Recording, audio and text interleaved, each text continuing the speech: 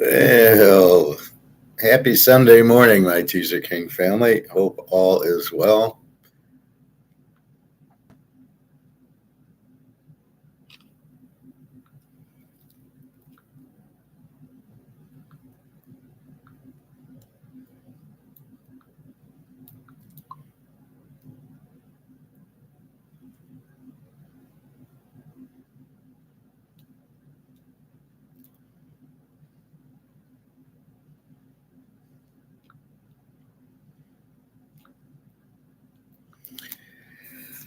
Well, big day in baseball yesterday.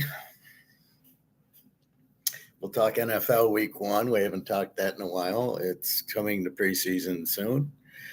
Um, we talk. I was in the pool talking to a lifeguard about perfect communism, and I looked at her like she was nuts. And my first problem was, why are they teaching this in school? And I thought that was that, well, this is economic. See, so they turn you off into economics in the first place by talking about, it's long and boring, unlike how I teach it. And these girls are like, so I said to them, I was talking about it like there has to be a profit motive. In other words, I'm going to make this pen if I can make money at it. If I can't make money at it, I'm not going to make it. Perfect communism is like, nobody works, there's no money, there's no classes, everybody just does whatever they want. And I'm like, this is the stupidest thing ever. This can never work. And then they get upset. This is the problem I have with kids now. They get upset when you disagree with them. She got upset at me because I'm trying to tell her this will never work. It can't work. You have to have motive. Why would the farmer plant the wheat or the corn? It will never work. Anyway, we'll get into that. And of course, baseball and anything else. Again, I do have comments available if you want to leave a comment. I know I haven't had them on for a while, but I just am curious if there's something you want to talk about, but you're not watching it live. So happy Sunday. We're almost done with July. That means football is right around the corner. I think the Hall of Fame game is next Sunday. We're at July 26th. So I think August 1st is Saturday. And here we go with another month. But then at the end of August, we get football. The 29th is college. And we talked about it yesterday. I apologize that I got interrupted by the internet.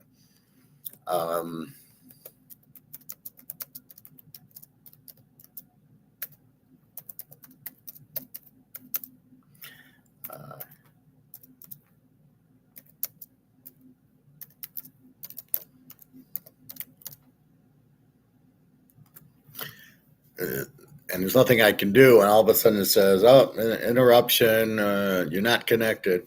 So that's why I do a part two, but I really don't have a chance to explain it, except for in part two, that's what happened. So most of the football is in part two that I could get to. Apologize for that. Maybe I'll redo it.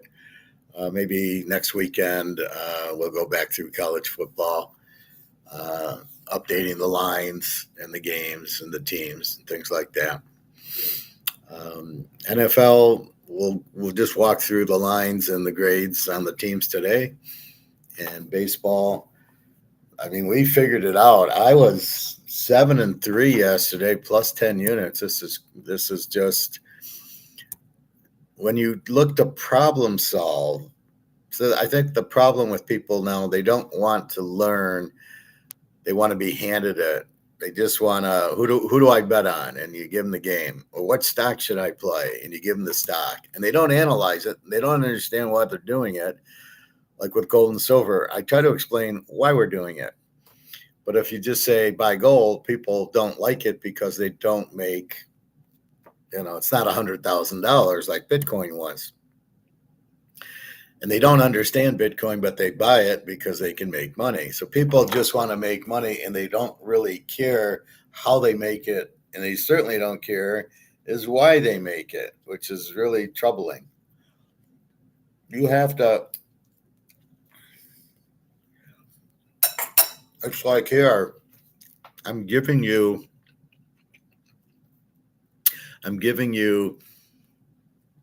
why we're buying gold and silver, why we're playing these baseball picks, why we're playing the football picks. So you understand why you're betting it. It's not just bet on St. Louis and then you bet on them. And somebody goes, well, why are you betting on them? And I don't know, but I was told to bet on it, so I'm betting on it. And I think that's the problem, and I think that's what we're running into with most areas. People have no clue, but they see NVIDIA go up or they see Amazon go up. They don't know why, but they buy it. And they don't know when to buy it, and they don't know when to sell it, or they don't know why. And this is the big problem. This is why you've got to be a critical thinker. If I tell you to buy, Ford stock, you've got to go, I don't like Ford. They're a terrible company. Nobody wants to buy them. Everybody wants to buy Toyota. You've got to push back. When I was introduced to the Madoff Ponzi scheme by my brother-in-law, oh yeah, it's great return. I says, well, where are you getting the return from? I know, but you could get 3 or 4% in a CD or a money market or something. Well, I'm getting 15%. Didn't sound right. How are you getting 15%? See, I pushed back at him and I asked him. He said, I don't know. It must be strip malls or something. I'm thinking that doesn't sound right. So I didn't buy. I don't know how much money he lost in the Madoff Ponzi scheme, but I'm sure he lost a lot. And, before you do anything, you need to understand why. And I think that's what I was pushing back to the lifeguard going, what is this perfect? I've never heard of perfect communism. Communism's bad. The ruler rules and everybody else is slaves and everybody gets poor and everybody starves to death because the ruler takes everything. Joe Stalin. Hitler wasn't communism, but it was very similar. It was fascism. It was government run things. And communism is all government run thing. Not only is there no free market, there's no market at all. So I pushed back on the girl saying, well, there's no incentive to plant crops. Why would anybody do it? So at the end, she said, well, I told you it's the perfect system, but it won't work. Well, if it was the perfect system, it would work. The people in charge will never let it be things because it's government control. You have to understand markets, that the free market, which is what we're in, is key so people can plant corn and apples and oranges and they make profit at it. They'll do it. If you don't offer them incentive, they won't do it.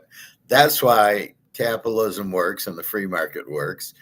You have an incentive to grow potatoes and for $5 and sell them for 10.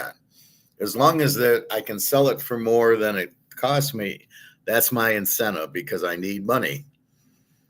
And we're in a situation, the more money you have, the better. And we need money to eat and pay your rent and mortgage and have your clothes and buy your gold and silver and your mantle cards.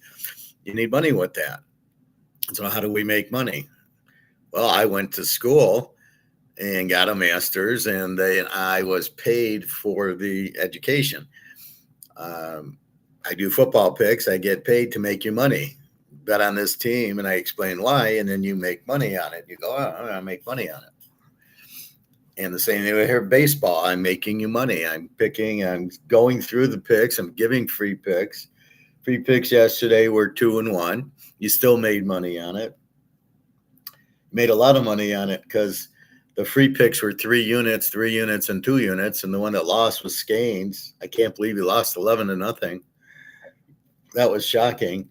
But we won with Washington and the Boston Red Sox under 7.5. So I made you money.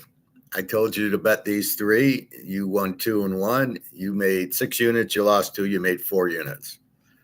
You made money. So if I'm giving you picks that win, I'm providing a service that makes you money, so you'll pay for the service. If I don't win, you won't pay for the service. And that's my point in my introductory on Teaser King. Or on here, my introductory is I couldn't do it. If I didn't know what I was doing and I wasn't picking winners, I couldn't do it. Nobody would buy from me. And I'd lose a lot of money betting. And I don't lose money betting. And you don't lose money betting. If you've one of my customers, you understand. They win. I don't win every week, but I win overall. If there's 10 weeks, I probably win 7 of the 10, where I really a couple of those 7 I nail and go 11 and 0, 10 and 1. There's a couple I kind of go 7 and 3, and then there's a couple I go 6 and 5. But overall, you're going to win, and that's the point. That's what I'm selling is winning betting football, pro and college, and how to do it. We all like to watch pro and college. We all like to bet on it, but we would definitely like to win it. So I offer that service, and I've been doing that.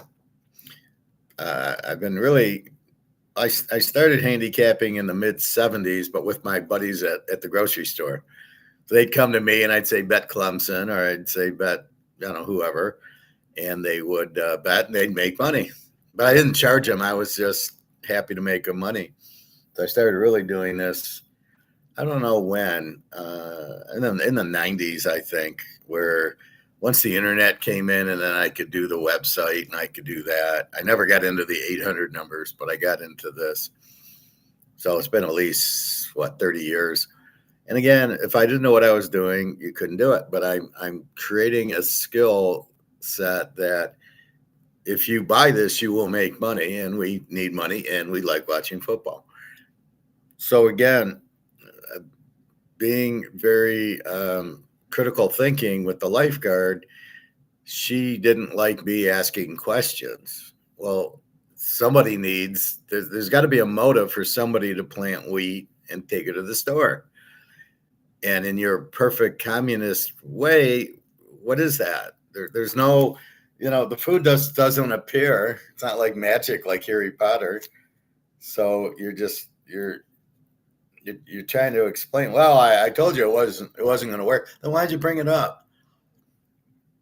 She asked me if I teach. I says I teach economics on YouTube.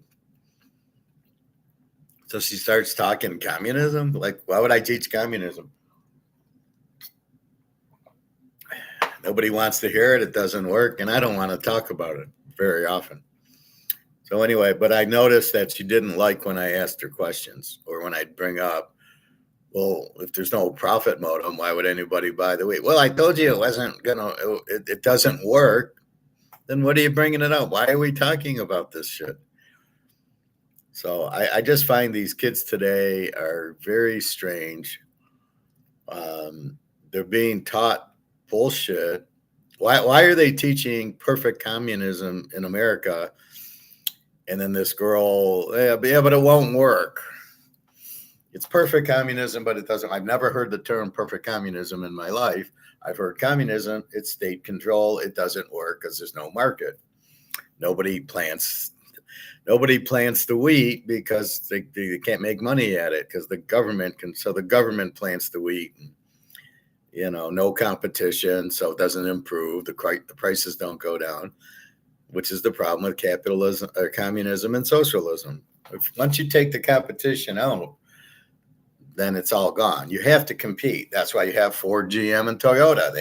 They keep the price down. They make the vehicles better because they're competing with each other to sell us cars. All right, let's get to baseball. And it's 11:30, so it's probably noon games today. So yesterday, KC 3, Detroit 2. KC Mize pitches well, but look, somehow KC wins 3-2. Detroit again. It should have been. I didn't know about the over or under because KC Mize is a good pitcher, but KC's pitcher isn't very good. So I thought Detroit would hit him, but then I said Detroit can't hit.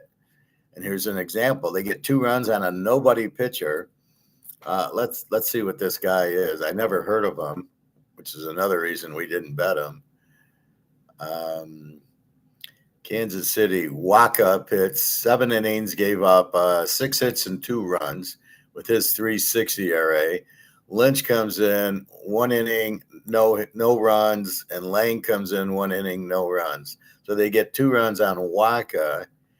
Meanwhile, Casey Mize pitches 6 innings, 3 hits, 1 run, which is what we expected. But then the bullpen comes in. This Finnegan guy with the 2.54 gives up a run. Holton with the 2.87 gives up 1 hit, and Walkenpuck 1.65 ERA gives up a home run to lose the game. So Detroit again can't hit, and Waka gives out 3-4 runs a game. They got 1 run on him, I think, or yeah. And KC scores 3 against Casey Mize. Why did they pull Casey Mize early? Don't know. But anyway, KC wins 3-2. So I was gonna bet Detroit with Mize against Waka, and I back off and I say I can't play it. And then I'm going, well, it should be an under game, and it was, but I didn't. This is the problem with Detroit. You can't trust them. They should never have lost this game to Kansas City, but they did. And that's why you understand these are minor league teams and you stay away from them. All right, Washington 5, Arizona 3. We play Washington. That was your free play. We like Griffin. Griffin doesn't give up a lot of runs, and he wins and wins and wins, and that's where we got Washington. It was based on Griffin, the pitcher. Washington 5, Arizona 3. That was a 3-unit free play. Our next play was the 49ers and LA. We play the 49ers. They win 9-2. San Diego 7, Miami 2, and we play Miami, and Miami loses. We probably bet against San Diego, but where's Miami's hitting? And that's, again, they're a very weak hitting team, so you like betting Miami under. So we do lose with Miami. Toronto, Boston, this is your other free play. We go Boston under 7.5. We got Dylan Cease against Sonny Gray, and Dylan throws the shutout, but it's 6-0 Toronto, but we don't care. It's under 7.5. So that's your other 3-unit free play. So Washington, Boston under, you make 6 units.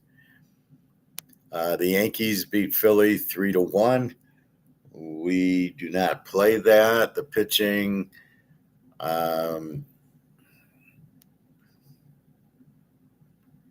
Carl Weathers, Apollo, 5 innings, gives up 6 hits, but only 1 run, 7 strikeouts. Chevalier, a 10th of an inning, and gives up nothing. And Blackburn and Badnar, they both have very low ERAs. The Yankees have very good both. Blackbird, Bednar, Chevalier, 0.77, 193, 242.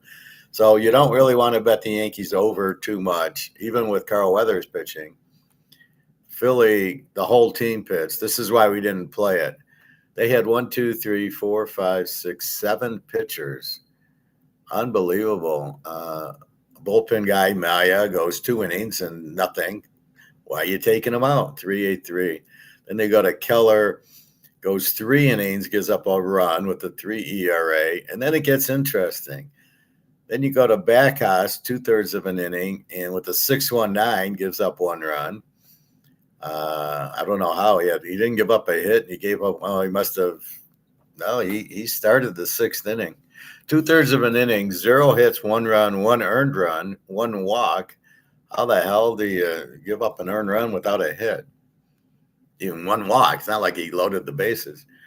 Then we get Johnson, a third of the inning with the 5.74 ERA. Then Alvarado with the 6.16 ERA. Gives up 1 run, and then you got Bolin with the 2.78 ERA, pitches the 8th inning, and then Duran, their ace, with the 1.29, doesn't give up anything. Now you've gone to all these bullpen guys, and again, the score is 3-1 Yankees. It's 2-1 in the 6th inning and 3-1 in the 7th. So why are you, I need the Riddler here. Why are you? Um, Keller gives up a run with a 3. Then you bring in a guy with a 6.19, a 5.74. You're in a 1-to-1 game. And then the 6.16 guy gives up the third run, in the seventh inning. So I don't really understand. You got Maya going two innings. He's got a no hits, no runs. Why are you pulling him? Then you got Keller, who goes 3 innings with the 3 ERA, and he gives up 2 hits and 1 run. Why are you pulling him? Why are you need to play 1, 2, 3, 4, 5, 6, 7 pitchers? And it's a 3-0, a 6.19, a 5.74, a 6.16. Why are these 3 pitchers on your in Major League Baseball with 6 ERAs? What are you kidding me? Then you got your 2.78 and then your 1.29. Well, why didn't 2.78 pitch 2 or 3 innings?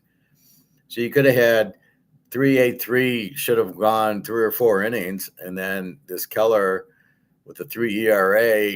Why are you pitching him 3 innings? And then Backus, I wouldn't have played. See, if you pitch Maya, let's say 4 innings, he's given up no hits, right? He pitched. He faced 6 batters in 2 innings. Why are you pulling him? The top 6 batters, and he just whipped through them. Why isn't he pitching to the bottom of the lineup? He got the top of the lineup out and the meat of the lineup out. So he's got to go at least 3 innings. Then this Keller comes in. See, so I'm going to go with Maya maybe 5 or 6 innings because he got 1, 2, 3 out, 4, 5, 6 out. So now 7, 8, 9 is going to get out. And then you're back to 1, 2, 3, who he's already gotten out. So I would have pitched him at least 4 innings. And then that leaves me only 5 innings to go. And then I would not have, Keller went 3 innings. And then it gets me to Bolin and Duran pitching the 8th and the 9th. And they did their job. But why isn't Bolin going 7 and 8? So I have Maya going 4, and this Keller goes 3. And then I don't fuck around with the 6 ERA guys. And then I go, which costs you the game. And then I go to Bowen and Duran and take out the 6 guys. That's 2 runs. You got a 1-1 game. If you even go to this Keller guy, if you go to Maya for 4 innings, I mean, the guy hasn't given up a hit. He's 6 up and 6 down. Why are you pulling him? He's a reliever. So he can't pitch. What did he pitch? He pitched 20 pitches. You can't pitch 40? Or we're saving him for something? These managers are so stupid. Yeah, the chances of winning against the New York Yankees with 6 pitchers is probably 0. So why are you giving up the game? You just lost with Jesus against Steve Schittler, 1-0. So you need a win here, not pitching 6 guys. And this is my whole point. If the guy's pitching well, there's going to be days he doesn't pitch well, as we see when I go through the lineup. A 0-0, then he gives up 4 runs, then he gives up 5 runs, then he gives up 1 run, and then 0. Well, the day he's 6 up and 6 down in 20 pitches, I'm going to see another 20 pitches. Let's go 4 innings with the guy. You want to eat up innings and have this guy? Why is he starting then? Why is there even bullpen days? The whole thing is retarded. Anyway, we don't play that. The Yankees win 3-1. Tampa Bay 3, Cleveland nothing. We play Tampa Bay, one of their aces, and they win 3-0. Cleveland's got 2 hitters. Cleveland, you bet under or against? The surprise game, the Cubs against Pittsburgh. Paul Scanes, what happened to him? And really, they gave up 5 runs in the 6th and 2 in the 7th, and I bet Scanes was gone by then. Amaya Omega, 6 innings pitched, 4 hits, no runs. And Assad, who's normally their starter, went 3 innings and didn't give up. Well, obviously didn't give up a run. Pittsburgh Scanes goes 5 1/3 innings.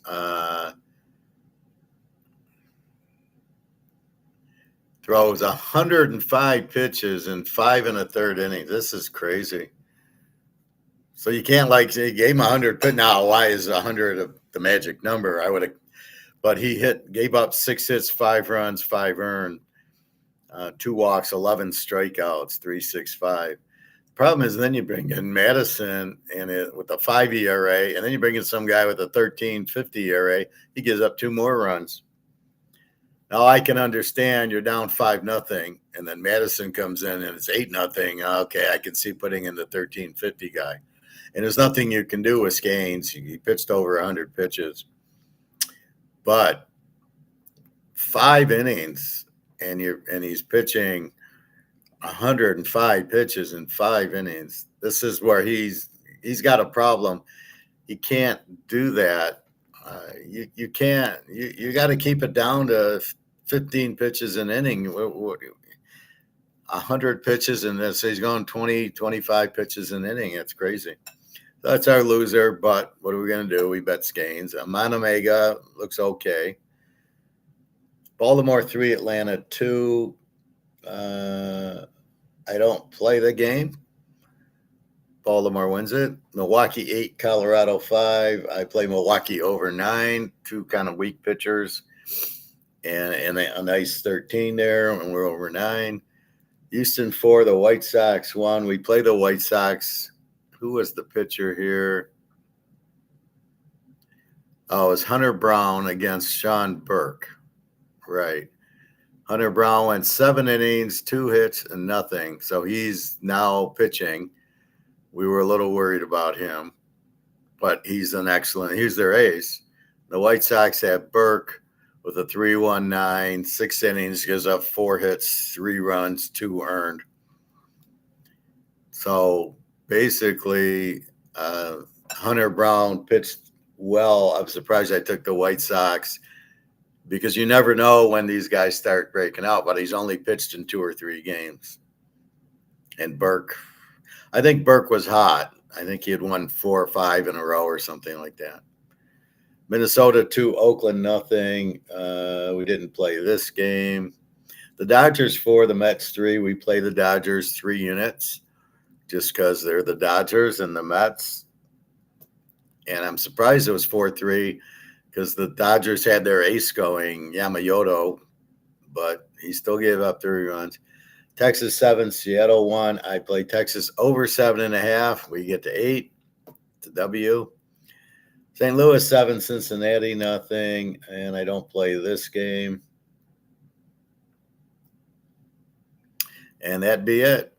So we added up 1, 2, 3, 4, 5, 6, 7, and 3. And we add up the units. It's a plus 10 units. 3-unit plays: Washington, Boston under, the White Sox, the Dodgers. So 4 3-unit plays. We go 3-1 on those. And that's the critical ones. So if you're going to buy from me for $25 a week, so you can make some money, I would maybe play the 3-unit play. If you don't want to play a lot of games. But notice, I go 7-3. I pick 10. I go 7-3 because the pitching's there. What am I not going to play? Scanes? Am I not going to play the Yamamoto, the overs? So yeah, it wasn't. I think Burke for the White Sox. Burke must have won his last 5 or 7 in a row or something, because I wouldn't have just played him to play him. So usually that's what we're looking at. So again. 25 buys you a week of that. Anyway, you're not interested in betting on baseball? We'll bet on football. Right. All right. So let's look at today, July 26th.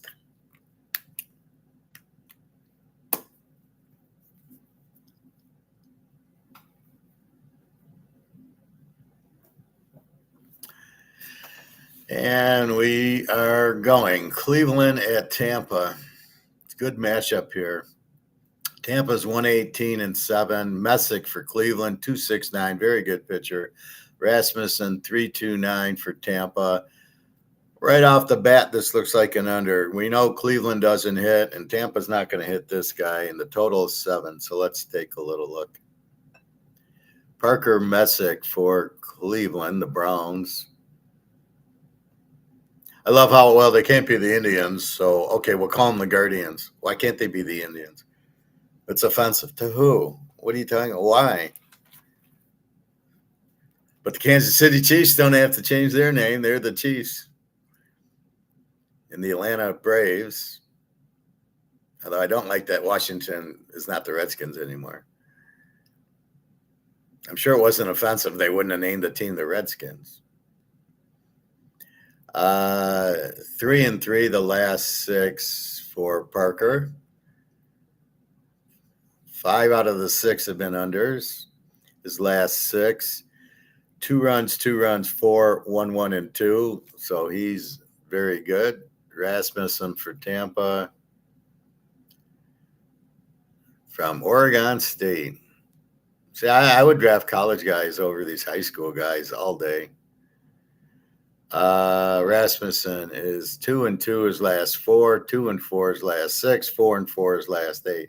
So he wins 2, loses 2, wins, lost 2, wins. Some overs, some unders. And then we've got the last 6 games, 1 run, 2 runs shutout, 5 runs, 6 runs, 2 runs. So Matt Rasmussen had a few bad days. The Yankees roughed him up in 2 innings, gave him for 6 runs, but then against Toronto, he gives up 5 innings, 2 runs. Now, I had my theory on this.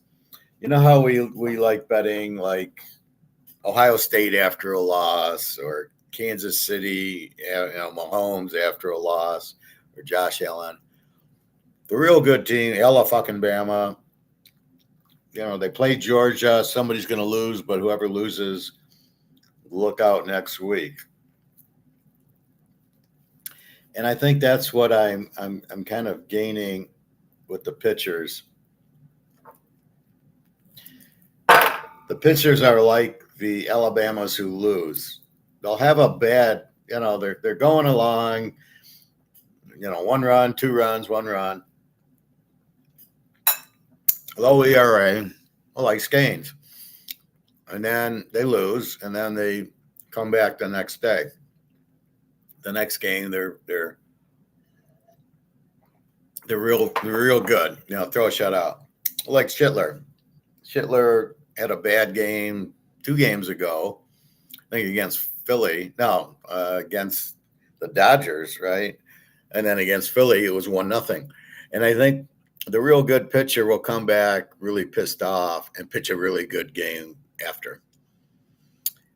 And that's what I'm seeing, because it'll go 1-1, 1-1, and then this 5-run, 6-run sticks out. But then most of the time, it's then a 1-run or a shutout. And that's what I'm seeing. So let's go with the free pick here. Cleveland, Tampa. Cleveland cannot hit. We will go Cleveland under 7. And let's go 3 units. And that's your free play. I got to mark it with blue so I know which one's a free play. And that I've given you that is because I can give you a couple free plays. Because the people who pay get a little pissed if I give all the games free. Why pay? Good point. So let's go under. Cleveland, as I said, is an under team. Tampa, and this is a 12-15 game, so you got a half hour. The Cubs go to Pittsburgh, and they beat Skanes 11-0. They will hit whoever. This is a streak. When you beat Skanes and you see Ashcraft, you're not too worried. Pitt 126-9. Talon against Ashcraft. Talon with a 5.38 ERA. Ashcraft with the 4. And Talon is 1-6 his last 7. Too bad Skanes didn't get this guy. Some overs, some unders. His last 6, 8 runs, 4, 2, 1, and a 4. So this guy's pretty bad. 5.38 ERA, I agree with. Ashcraft 396. And he's won 5 out of the last 6. He won 5 in a row, lost to the Yankees 8-5, mostly overs. And his last 6, 2 runs, 1, 5, 1, 5, and an 8 to the Yankees. And this is what I'm talking about. He gives up 5 runs, then he comes back and gives up 1 run. And now he gave up 5 and then an 8. And now he should come back with a low scoring, or the streak goes the other way, and then he's just bad. All right.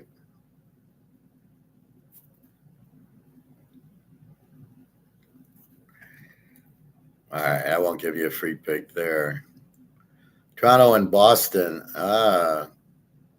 Good matchup here. We got Ranger Suarez for Boston against Gausman for Toronto. It's in Boston. Boston's 137, 7.5. Gausman 4.54. The Ranger 3.16. He didn't pitch the last game. I thought he was pitching, and then they changed it. Oh, Gausman. He's lost 1, 2, 3, 4, 5, 6, 7 in a row. 8 out of 9. A lot of overs. 2, 4, 6, 7 runs, 6 runs, 1, 7, 3, 5. Gausman is terrible. Suarez, the Ranger, and he's 4-1. His last game was July 5th. Yeah, so he's been hurt because he was supposed to pitch last week and he didn't on their streak. And then I wondered. So he's 4-1 his last 5. His last 5 have gone over, and he's gone his last 6, 1 run, 2, 0, 3, 3, 3. The last 3 was 2 2/3, and he probably got hurt in that game. That was July 5th. There's your free play. Take Boston and the Ranger. We'll go 3 units on this game. Again, he's a very good pitcher, and Gausman stinks. Gausman's lost confidence, hurt. They play injured. Oh, yeah, my knee was hurt. Yeah, you didn't tell anybody. Yeah, but my knee was hurt. I hear that in football all the time. Oh, yeah. Justin Herbert had a bad knee the whole season, but didn't tell anybody. So when we look at the injuries and it's not on there, we assume he's healthy. Well, we know none of them are real healthy, but all right. So we know Ranger hasn't pitched since July 5th. Should be ready to go. Boston's been red hot, and Gausman's terrible. All right. Arizona at Washington. Arizona minus 110 and 10. 10 total. Games in Washington. Drake for Arizona sounds like a bullpen guy.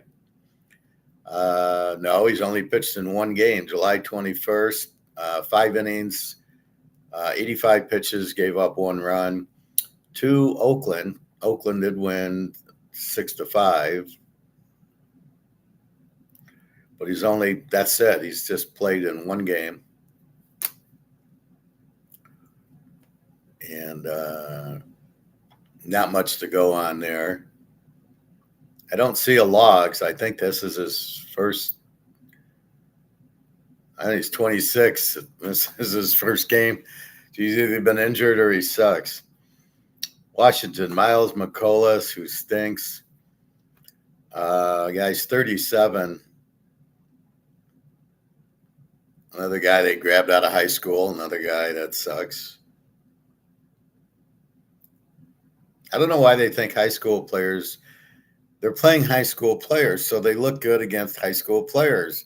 But the talent level when you get into college is 100 times different. So we don't really care about what he did in college, in high school. All right. McCullough. He's 1-5 his last 6. And he's on 5 runs, 2 runs, 6 runs, 7 runs, a shutout, and 3 runs. Not very good. Drake, we don't know enough about. He's pitched in 1 game, so I got to let this go.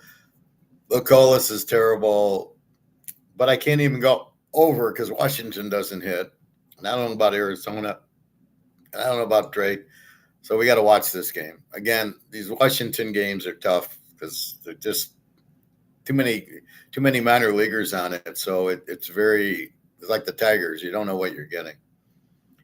Atlanta, Baltimore. We got Atlanta 107-9. We got Lopez 430 against Shane Baz 408. Ronaldo Lopez, Dominican Republic. He's lost 3 in a row, and then he had won 2, and then he lost 3. So he's 2-6 his last 8. And he goes about 5 innings is all he goes. 3 innings, 1 run, 1 run, 1 run, 1 run, 4 runs, and 5 runs. The last 4 have been 4 innings, 5, 5, 5, and then the others were 3 innings. And so he's not very good. Shane Baz, 408 ERA, and he's 1 and 1, 2, 3, 4, 5. He's 1 and 5 his last 6, and he last 6 he's given up 3 runs, 5 runs, 2, 3, 2, and 4. Not great. Not over under. The Lopez stinks. I don't know if we can bet Baz. I'm going to leave this game alone. I can't figure out Atlanta and Baltimore, so I'm going to leave them alone. The Dodgers go against the Mets. The Dodgers 141, 8.5. Sheehan 517 against Peralta 504. Let's see if these ERAs are up to the moment. Sheehan for the Dodgers is 1, 2, 3, 4, 5, 6. He's 1 and 7 his last 8. Some unders, some overs. His last 6, 3 runs, 6 runs, 1, 1, 3, and 6. So yeah, he kind of blows. Is Peralta any good? Freddie Peralta, again, Dominican Republic. And he's 1 and 5 his last 6. And his last 6 games, 2 innings, 10 runs, 3 runs, 5, 3, 2, and 7.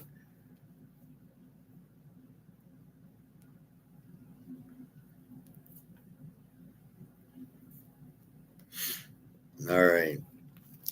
Smells like an over game. Especially, I don't know why it's only 8.5. Seems kind of low. KC at Detroit. Again, Detroit's 180 favorite. I don't know how they can ever be 180 favorites.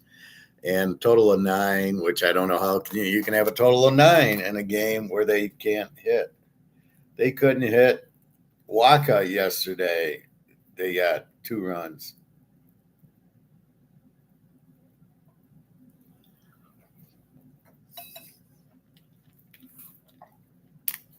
All right. So Detroit 108, 180 and 9 at Detroit. This is a 140 game. Avila for Kansas City from Venezuela. Probably got thrown out of the oil and gold mines.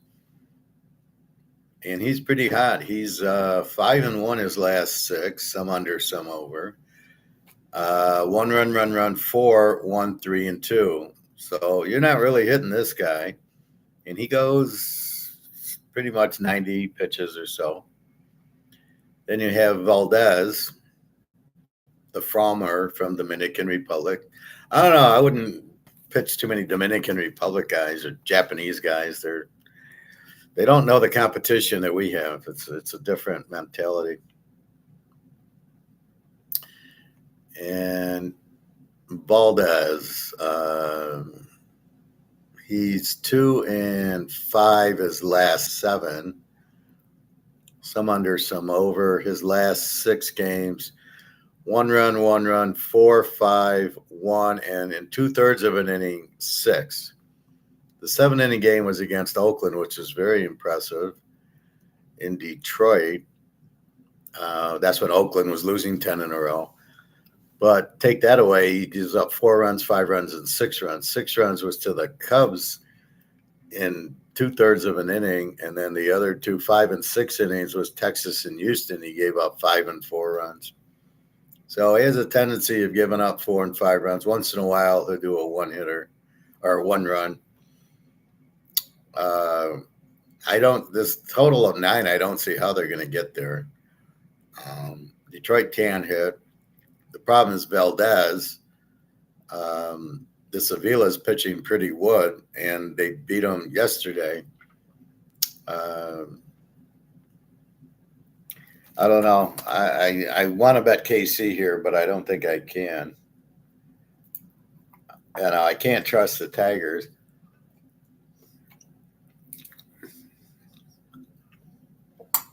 Valdez is terrible. Detroit is 29-24 at home, but KC's 18-35 on the road, but did win yesterday. I don't know. Avila's 5.52 ERA is bullshit. It's more like 3, and Valdez is 4.58. It's about right. Very inconsistent. Gives up 4 runs, 1 run. 4 runs, 1 run. 2/3 of an inning, gives up 6 runs. Not a very good pitcher. Maybe at Houston was a different story since they cheat there. Maybe he knew I don't know, knew what was going on, but I don't buy Detroit at a -180 is a joke. KC I like, but I don't. I hate when these guys on the radio or TV talk about value. Oh, you can bet on, you can bet on this team and the value's strong. One guy was talking about the Niners. Oh, the Niners, what great value to win the West. There's no way they're beating the Rams. And, but one of the, Bosa's back for the Niners. He'll be hurt the first game. And he had an injury, so it's not like he comes back 100% before the injury. He comes back a step slower. So he said, yeah, but you get good value to pick the Niners. And it's like, yeah, but it's not going to win. There's no point in betting against the Rams. You got to be out of your mind. So especially adding a Myles Garrett. And if Donald comes back, you ain't beating the Rams. So, again, it's good value, Kansas City here. I don't see how Valdez is 180. That makes no sense.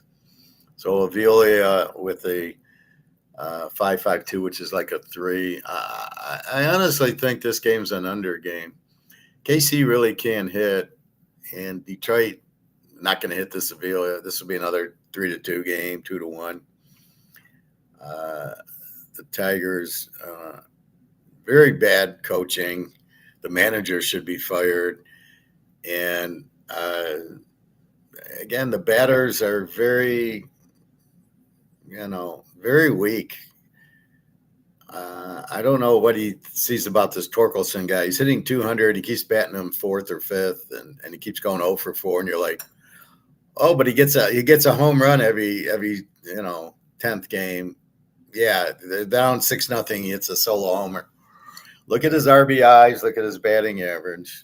No, not the OPS. He's got a good OPS because it's based on walks. It's based on getting on base. A walk's no good. Yesterday, he came on at the end of the game. They're down 1. I'm on the radio listening, and there's 1st and 3rd and 2 outs, and he brings up this guy to pinch hit, Torkelson, and the first pitch, he pops out to the catcher. Instead of trying to get his walk, which is what he usually does, so he can say, look at my OPS, because I got 100 walks and 150 strikeouts. I've never seen a guy look at a called 3rd strike as you're supposed to protect the plate with 2 strikes. No. I'll just take the 3rd. It's close, but I won't swing. I'm hoping to get a walk. Just amazing how bad they are. So I'm really thinking this is an under game. But, I'm going to put it as – I'm not going to bet it, but I'm going to play KC under 9. Just because that's how strongly I feel that they're not going to hit Avila. I really like KC to win the game also, but I'm not going to play it. San Diego, Miami. We got Miami 118, 8.5. Ferris Bueller 5.27 against Junk 5.09. You see those Ferris Bueller commercials about the casino? It's like, what are you doing? you don't even recognize him as Ferris. He looks. It's like you got it. Is that Ferris Bueller? You don't. He looks so different. He doesn't understand his brand or his character at all.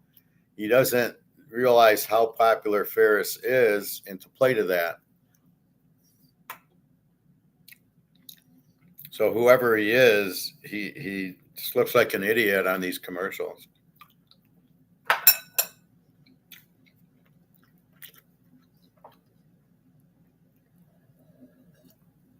He's almost like trying to counter his Ferris Bueller. Ferris Bueller was cool, and he plays uncool. Anyway, Ferris Bueller, you need to understand your brand and play to it there if you're going to be an actor.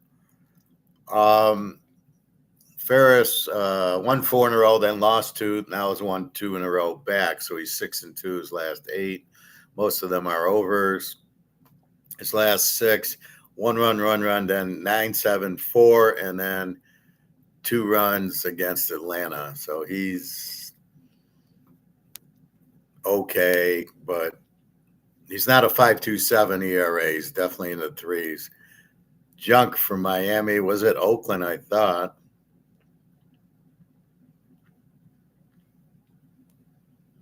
No, he was. This is his second year at Miami. Yeah, he was at Oakland in 2024, then Milwaukee, and then Miami the last 2 years with the 4.17 ERA and a 5.09.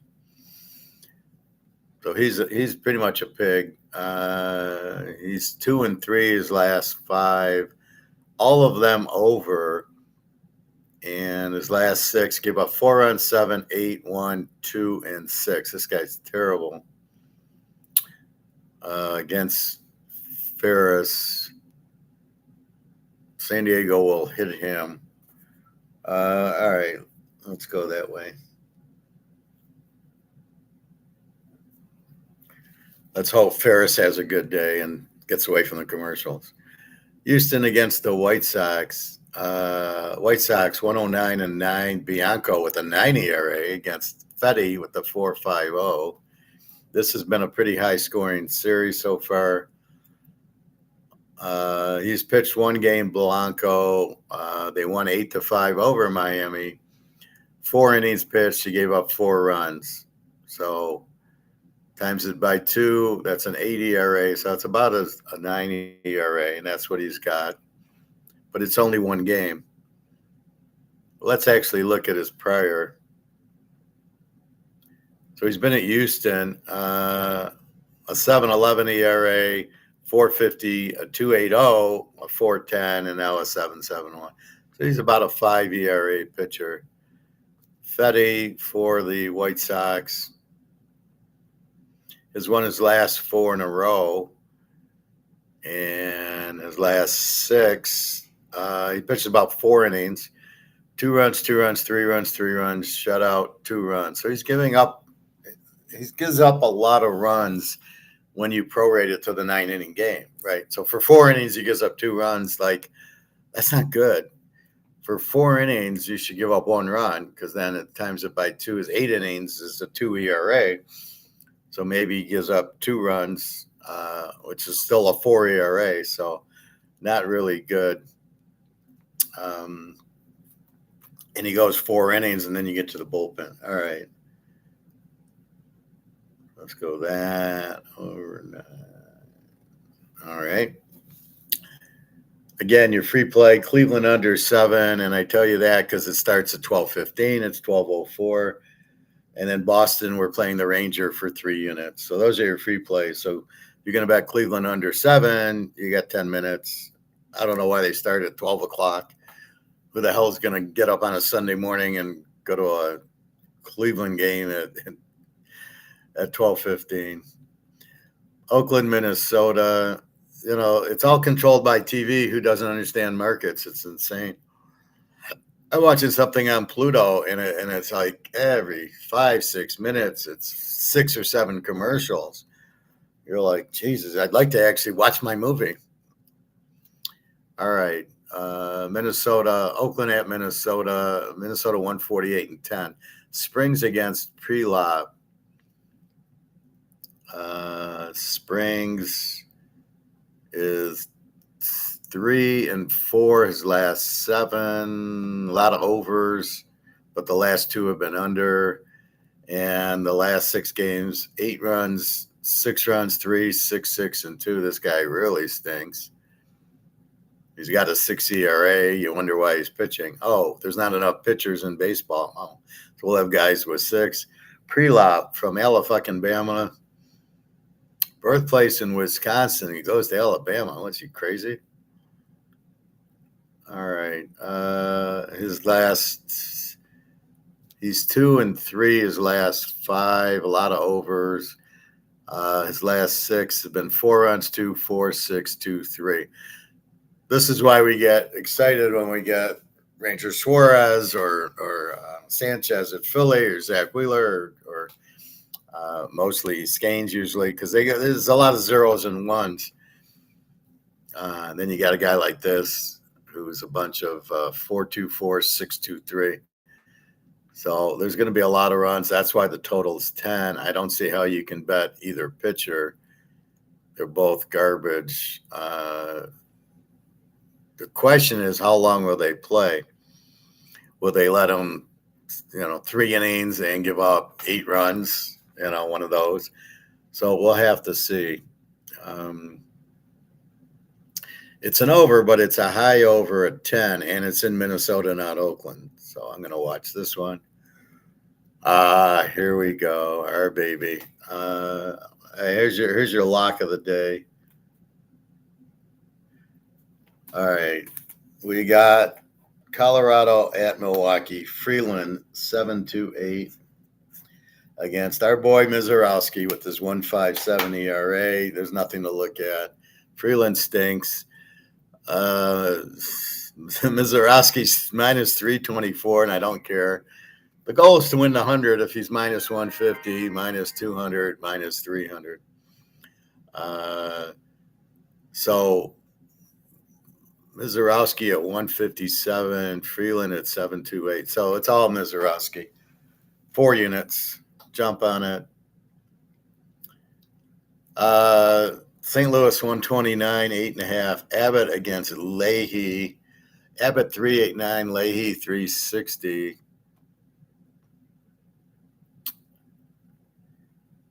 And Abbott has lost his last 4 in a row, and he's 2-6 his last 8. His last 6, 1 run, 4 runs, 2 runs, 3 runs, 4 runs, 1 run. So he's not, the 1 and then 4-2, 3-4, and then the 1. The 1 came against Seattle, and they lost 8-0. These last 4 have been losses, even though he gave up 1. Leahy for St. Louis.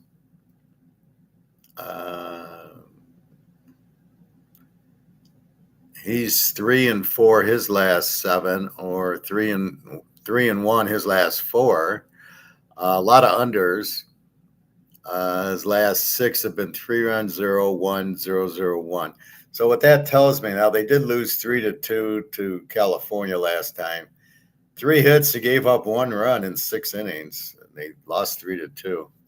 So now we can say, well, Abbott's kind of an over pitcher. Leahy's kind of an under pitcher. Let's look at Abbott again. Now I know what I'm looking for. He's lost his last 4, and he's given up 1-4-2, 3-4-1. Not too bad. Total on the game's 8.5. All right, I'm going to go this way. Go there.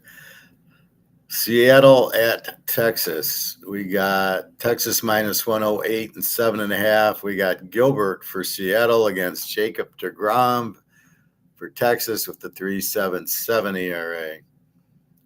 Let's look at Gilbert. And Gilbert is 1, 2, 3, 4, 5, 6, 7, 8. He's 8-2 his last 10. And he's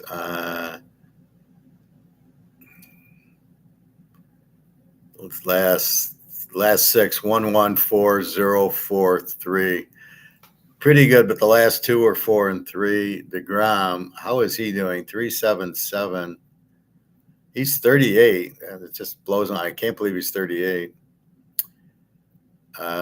He's 3-2 his last 5, 3-3 his last 6, and he's 2 runs, 6 runs, 2-2-2-5. And this is my point here.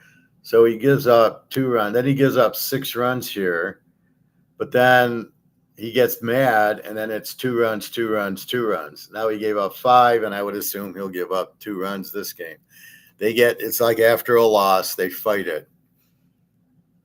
Gilbert's pretty good and then not good. What do we got here? But DeGrom's not shutting anybody out, and Gilbert's been hot. He went 1-1-1, then 4, then 0, then 4, then 3. So do we think it's an over or an under?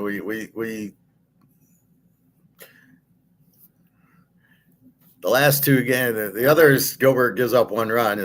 This would be an under, but Gilbert's giving up 3 and 4. DeGrom's giving up a couple runs a game. It's a tough one to go over because DeGrom can easily throw a shutout here. So you really can't go over with DeGrom. You either go under or you don't play, or you play him. Gilbert's been hot. He's 8-2. And DeGrom is DeGrom. So we got to pass on it because that I think an under is the play here, but I'm not going to play it.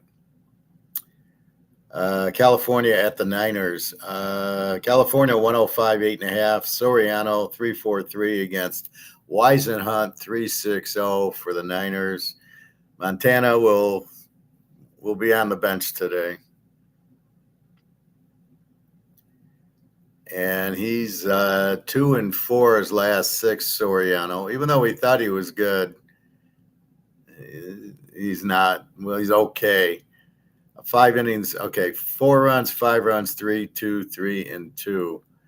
So he's giving up a few runs in his 5 innings. Weisenhunt, he's not on. I don't know. He's a 3.60 ERA, but he doesn't show up in our thing, so I can't bet him. Soriano's not that good. 8.5. Neither team hits very well, but we don't know Weisenhunt to go ahead and play the game under, so we got to pass. And our last game, the Yankees at the Eagles. Just like week 1, we got the Cowboys and the Giants. So the Yanks and the Eagles. Oh, here we go. Philly 187-8. Will Warren against Sanchez. Oh, I love it. Will Warren had lost 4 in a row and then won his last 2, beating Pitt 2-0. A lot of unders. His last 6 runs, 5 runs, 2, 6, 1. A 0, but in 2/3 of an inning the last game. So I don't know what happened against Pitt. He pitched 2/3 of an inning, 16 pitches, and they pulled him. And then there's our man Sanchez, Christopher Sanchez. And he's 5-1 his last 6. And his last 6 has been 1 run, 5, 0, 9, 2, and 3. And again, I show you when he pitches bad. 5 runs, shutout. Then he gives up 9 runs, 2 and 2, and the 9 runs was against Kansas City somehow. So he's human. He does pitch some bad games, but overall not. So there we go. So look for Sanchez to come in. So Cleveland under 7, 3 units. You got 2 minutes. Boston, Ranger Suarez, 3 units, and Milwaukee, Mizorowski, 4 units. So if you wanted to parlay, I could see parlaying Boston, Milwaukee, and Philadelphia, a 3-team parlay with the 3 best pitchers going.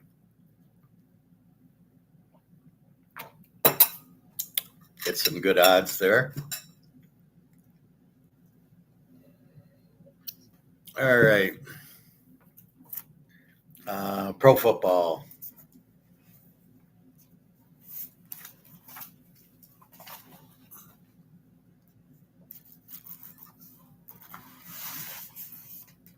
and then we'll look at perfect communism. So I'm going to go off the lines I have. It's too long away. This is September 7th, and we're in July, so I'm not going to worry about the line changes. New England at Seattle. Seattle is 3.5, 44.5. Both teams were 8 teams at the end of the year. New England with a 9 defense, Seattle with the 17. Drake May goes against Sam Darnold, and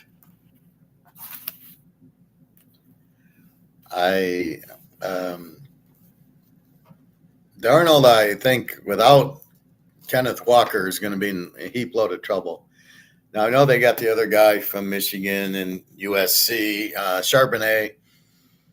He's a good runner. And then I don't know, I think they drafted a runner, but that's a huge mistake letting Kenneth Walker go. He's the key to your offense. He allows Darnell to do play action and hit Smith-Njigba. And without that, you got a big problem. They don't have to play him honest. They don't have to play the run. They can come after Darnold. And we see what happens when you blitz Darnold. He falls apart. So anyway, that's week 1 in the game. I think it's a Wednesday night or something. So again, a 9 defense, New England, 17 Seattle, and you don't have Kenneth Walker. Big mistake. The next game, the Niners at the Rams. The game is in Australia for some reason. Don't understand why. The Niners were a B team. They get Fred Warner and they get Joey Bosa back. The spread here is 348.5. They're a 24 defense and Brock Purdy, the Niners. The Rams, an over team with a 26 defense and Stafford, Pukanuka. But now you've added Myles Garrett. I don't think there'll be an over team giving up 26 points, but we don't know where they'll probably be a 20-21. If they get Aaron Donald back, they're probably going to be a 15. The best defense in the league is Houston. In Houston's an 18. Actually, Minnesota, the last 5 was a 10, but we'll just say that Houston's the best with an 18. Philadelphia was a 15.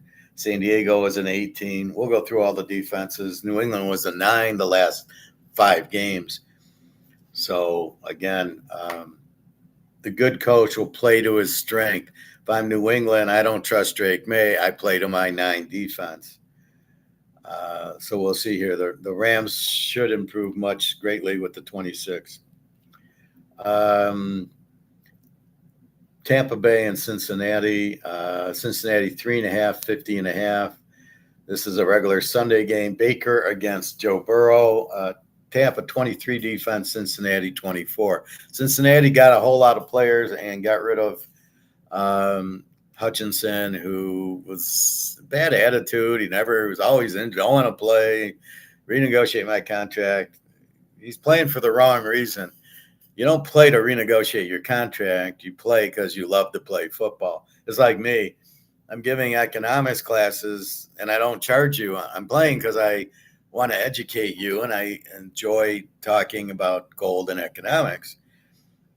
Not, well, I need money. Sorry, guys. I'm going to add $100 subscription so you can learn about gold and silver. See that they're in it for the wrong reason if that's their point. 3.5, 50.5. Hard to say with Joe Burrow and Chase. Look for them to get a lot of points. New Orleans, Detroit. Detroit 7, 48.5. New Orleans, a B team with an 18 defense. Tyler Shaw, who was coming on against Detroit, an over team with a 28 defense and Jared Goff. New Orleans is definitely a live dog in this game. Absolutely. And the real reason, if you just look, they got an 18 defense. Detroit's got a 28. New Orleans will apply pressure and play a good defense and stop the Lions. The Lions aren't going to run up and down the field on this defense like they would against the Jets, Tennessee, Washington, some of those teams, and that's what you look at. You saw Detroit against Philly. I don't think they got 10 points. It's, again, this is the pitcher. The pitcher is the defense. Uh, the Jets is against Tennessee. The Jets a Z team, Tennessee a W. Means they both suck. Tennessee 39.5. The Jets is a 38 defense and Tennessee a 30. Now here's where if you had a good quarterback, you'd bet that team, but you don't. Cam Ward stinks. Who are the Jets is? Smith? Are they going to go Geno Smith? Yeah, good luck finding a pro quarterback there. Oh yeah, but let's not pick up Dagio Pava. We don't want an actual good quarterback. I was reading that, and I was looking at talk about Dagio for a minute. He's too small. He's 5'10". You know how tall Kyler Murray is? 5'10". You know how tall Steve Young is? 5'10". Drew Brees 5'11". You know, it's like, give me a break. These guys, does it really matter if they're 6'5" or 6'3"? Or I know Dan McGuire was 6'9". He sucked. So I don't know where they're correlating height into a good quarterback. Obviously, at Vanderbilt, he had no problem seeing over the guys. This was about Baltimore. I don't know why they picked him up in the first place, but, well, there's Lamar and Huntley already there. He's better than both of them. So, you know, they're just being stupid. Oh, Lamar, we got to kiss his ass. Two-time MVP, but, oh, yeah, he hasn't won a playoff game. Yeah, it's just amazing. But why would the Jets not take Dagio Pava? They got nothing. They suck.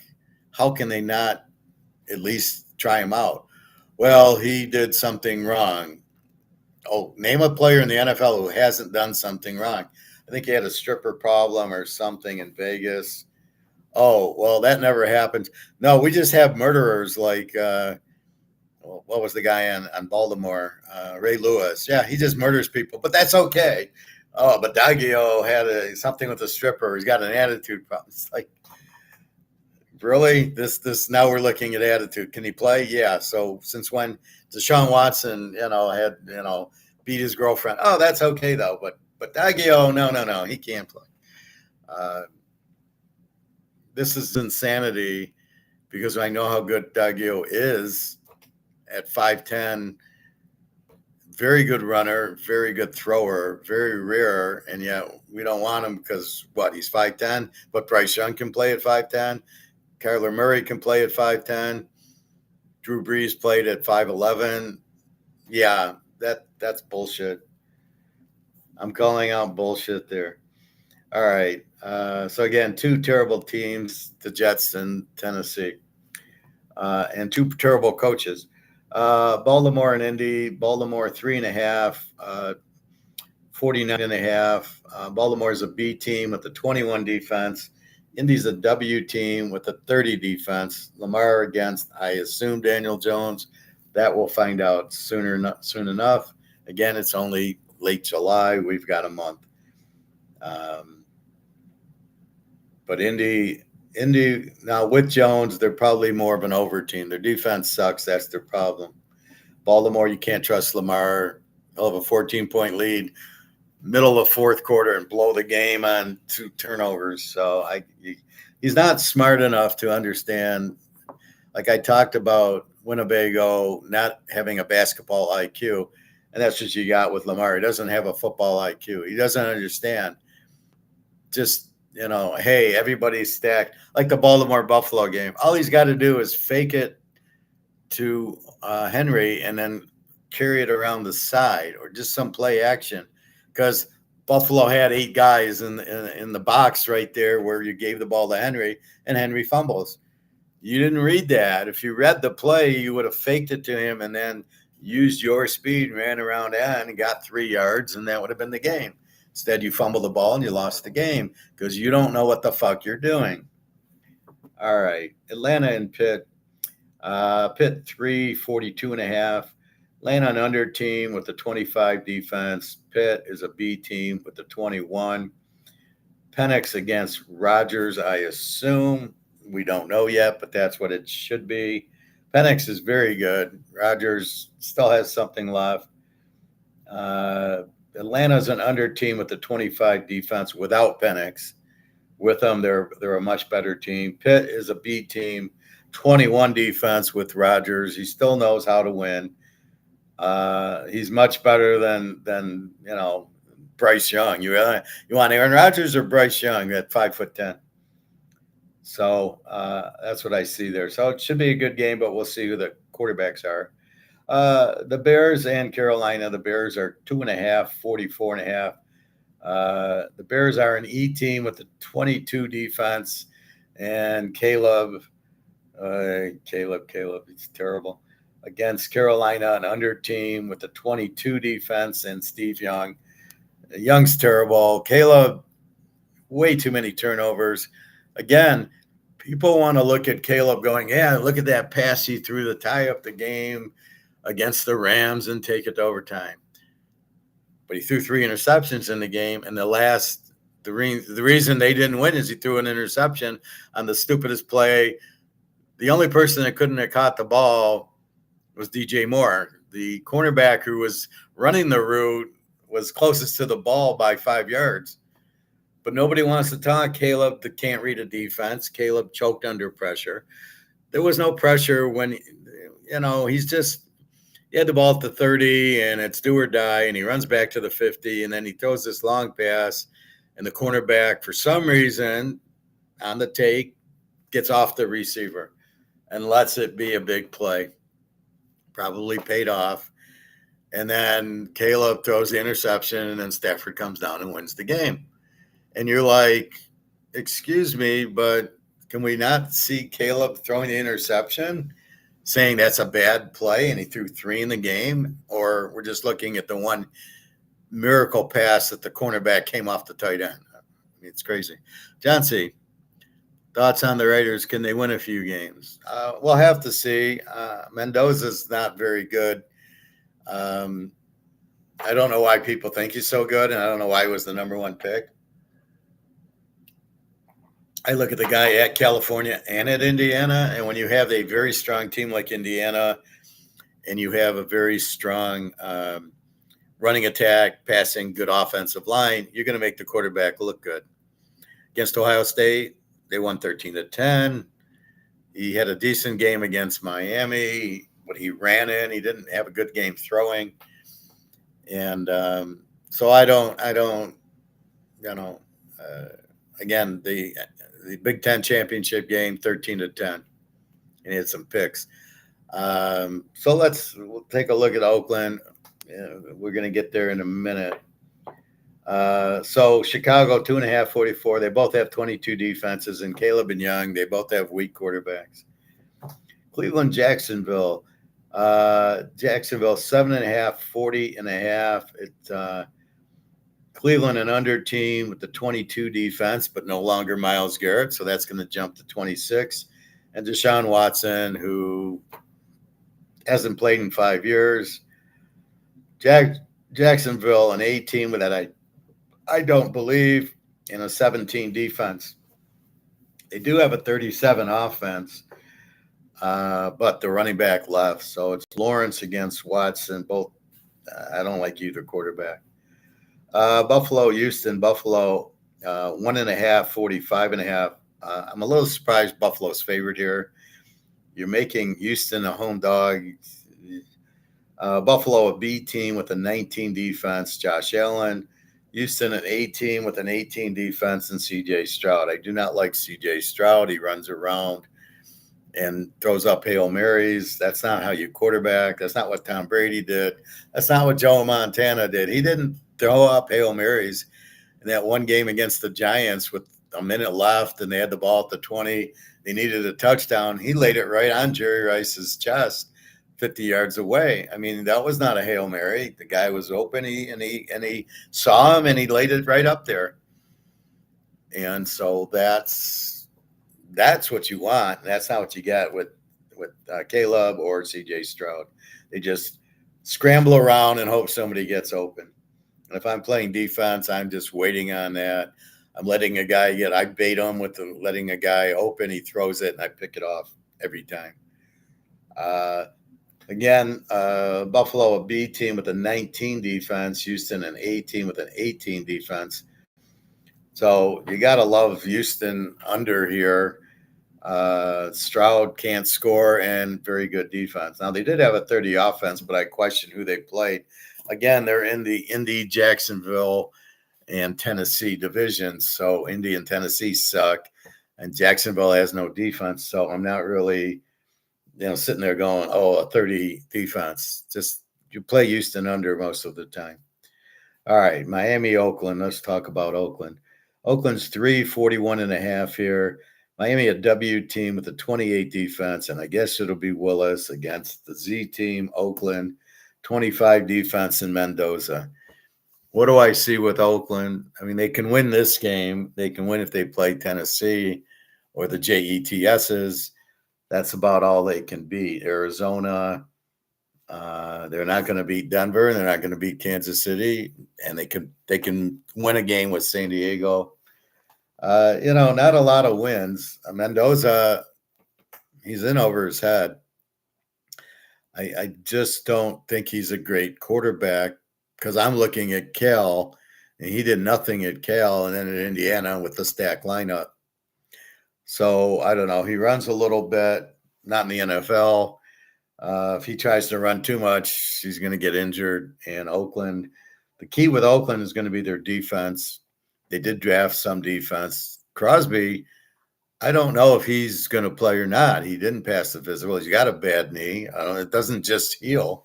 So I'm not really sure what's going on with their defense. If their defense plays well and they're at 25. If they can get the defense under 20, then I can see them winning, 4 or 5 games. Otherwise, they're in big trouble.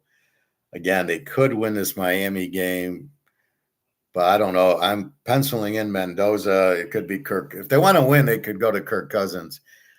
I'd play Kirk Cousins the first 4 or 5 games, and then I just let him go grocery shop. Let him be a beggar at Kroger's. But Mendoza's not your answer, and you didn't get any receivers to help Brock Bowers out. You did get some defense, but Max Crosby isn't there. So we'll see how Max Crosby does. The key will be the defense. You got a good defense, you can win 6 or 7 games. I don't know your coach, this guy from Seattle or something. He's not better than Coach Pete. That was really strange firing Coach Pete. That was a huge mistake. So I don't know. I thought it was a mistake getting rid of Chip Kelly. Well, they're not getting they don't have a quarterback. They have Geno Smith. They have no offensive line. You want to blame Chip Kelly? Yeah, okay. Good luck with that one. So we got to see their defense first 5 games, right? If it's 20 and under, they can win some games with their defense. Otherwise, if they have a weak defense, they're fucked because they don't have a quarterback, and they got the running back, and they got Brock Bowers, and that's it. And they don't have receivers. It's crazy. How do you not draft receivers? A free agent, some guy out of Baylor and Texas Tech. I mean, Christ. All right, Green Bay, 1.5, 44.5. Love against Kyler Murray. Green Bay, an E team, 27 defense without Micah Parsons. They need Micah Parsons. Many an under team with a 10 defense the last 5 games. And Kyler Murray. And I believe they played the Lions in one of those 5. So we'll see how Kyler Murray fits in. You got Jefferson. You've got a good running back. And a killer defense. So just play to your strength. Don't let Murray throw too many interceptions and fumbles. And he's got to be able to work with Jefferson. If he can work with Jefferson, they'll be okay. Green Bay, Love, not very good. 27 defense without Micah Parsons, who I don't think is coming back till like October. And Green Bay is going to be in trouble. I don't see why they're favored in this game because I don't think Michael Parsons is back. Without him, they shouldn't be favored. Jordan Love, nothing, weak quarterback. Washington, Philly. Philly, 5.5, 46.5. Washington, the Z team with the 26 defense because of no Daniels. Daniel plays, they're an over team. I don't know if he's playing or not. Hopefully he gets back soon. And Philly, an under team with a 15 defense. Jalen Hurts is not very good. You've lost A.J. Brown, which is not going to help. Devontae Smith, average. It's all Barkley. And then play to your defense. So we'll see. We'll get to that. Okay. Arizona, San Diego. San Diego, 11.5, 45.5. Arizona Z team, 37 defense. I don't know, you have a 37 defense in the pros against. So you got Brissett, possibly. San Diego, an under team, 18 offense, 18 defense. Justin Herbert looks better than he is, and we'll see. Dallas and the Giants. Dallas 2.5, 48.5 in New York. Dallas an over team, 34 defense, and Dak 2 interceptions a game against the Giants, an under team with 21 defense, and Jackson Dart, who stinks. Taggio's not better than Jackson Dart. Really? Who's running these teams? What kind of idiots are running these teams? So that's what I look at. In our last game of the weekend, KC 342.5, Denver an under team with a 21 defense, Bo Nix. KC under team with the 19 because Mahomes was out. With Mahomes, they're probably an A team. I look for Denver to be a stronger A team. Again, these are last 5 games. So this is Denver's playoff runs, and this is KC without Mahomes. Now, I am being brutally honest with the quarterbacks from what I see. And I seen Montana, and I seen Brady, and I see Stafford. I see these guys, and I've seen Donovan McNabb and all these players, and the real Steve Young, and the Bryce Youngs. And I'm telling you, when they're bad quarterbacks, I'm just being honest. It's not personal. It's business, not personal. But that's what they are. They're terrible. They're not good quarterbacks. They want to run. They can't read a defense. They can't. You've got to read the defense before the snap. It's like my brother bitching at me. Well, you didn't need the teaser. Well, I got to bet the game before it starts. I can't wait till it's over and then go, yeah, I don't need the teaser.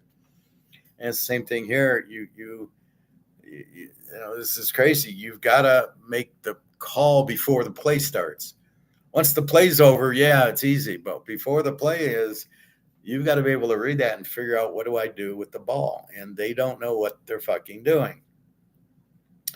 And this is the problem I have. Jackson Dart wants to run. Dak, too many interceptions. These quarterbacks who want to run aren't good quarterbacks. Lamar, he's terrible. CJ Stroud. These guys don't know what they're doing. CJ Stroud throws a pick 6 in a playoff game, and you got the best defense. You know, if Phil Simms would have done that, Parcells would have had him on the bench. We've got Lawrence Taylor. What the fuck are you throwing a pick 6 for? The Green Bay Packers in the 60s, they had the great five Pro Bowl or 5 Hall of Famers on defense. If Bart starts throwing interceptions, he's on the bench. He was a very good quarterback. He didn't turn the ball over very much, and they ran that sweep a lot. The Steelers, Bradshaw was sitting on the bench his first 3 or 4 years because he kept turning the ball over. You got Joe Green, you got Jack Ham, you didn't have Lambert till 74. You had L.C. Greenwood, Mike Wagner, Mel Blount. What the fuck are you throwing interceptions for? We've got the best defense. And that's why Bradshaw had his problems until he got Swan and Stallworth. Then he could throw bad passes, and they'd still catch it. All right, Chauncey. Pavia might go to the CFL or UFL. Nobody likes him. Why does nobody like him? At what point do you not think he can play? Right? If I'm the Lions, I'd take him and get rid of Golf. The Lions aren't winning anything with Golf. He stinks. Let's go down the list. May and Darnold. Pavia is better than Darnold. Brock Purdy and Stafford, okay. The Baker and Burrow, okay. Sean Golf, I'd take Pavia over Golf. Whoever the Jets have, I'd take Pavia and Ward. Pavia is better. Lamar, well, Pavia is much better than Lamar. And then Jones, he's better than both. Penix, I'll give an edge to, and Rodgers. Caleb, I'd have Pavia and Bryce Young. You got to be kidding. Watson, he's better than, and Trevor Lawrence, he's better than. Allen, okay. Stroud, he's better than. Willis, he's better than. Mendoza, he's better than. Love, probably better. Kyler Murray, we'll see. Daniels, better. Daniels is better. Hurts, I would take Pavia. Brissett, I'd take Pavia. Herbert, I could see taking Herbert. Dak, it's close. Dart, definitely Pavia. Nixon, Mahomes are better. There's at least 15 quarterbacks I named, plus that doesn't include the backups, who Pavia is better than, but they don't like them. Why don't you like them? Did he not beat Alabama at Vanderbilt? And I saw the Tennessee game at the club yesterday, and 45-24, he throws 5 touchdowns, and they get 45 points off of a good Tennessee defense, but no, he can't play. Are you trying to play or what? I mean, this is absolutely insanity. They did the same thing with Kellen Moore. The Lions had him as the backup to Stafford. Why did you draft him if if you're not going to play him? But Kellen Moore he went to Dallas, threw for 400 yards, and then he broke his ankle. But in this case, Daggio's better than 3/4 of the quarterbacks that are starting on Sunday.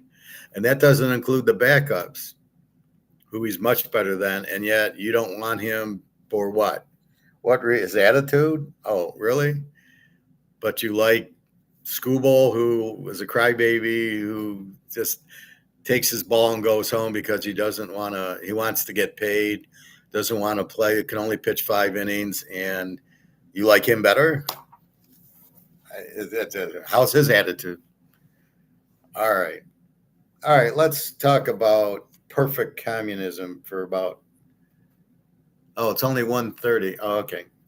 Let's talk perfect communism.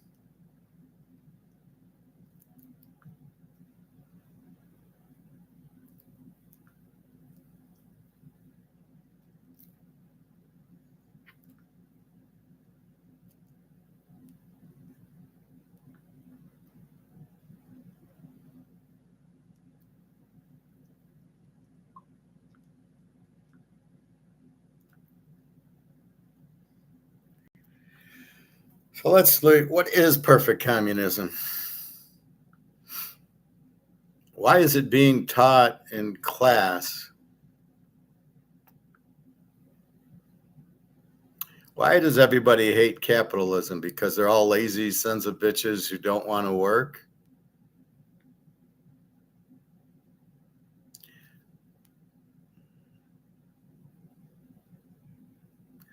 So here's the definition of perfect communism. A perfect or ideal communist society is an advanced stage of social organization described by Karl Marx. Why are you teaching Karl Marx as classless, moneyless, and stateless?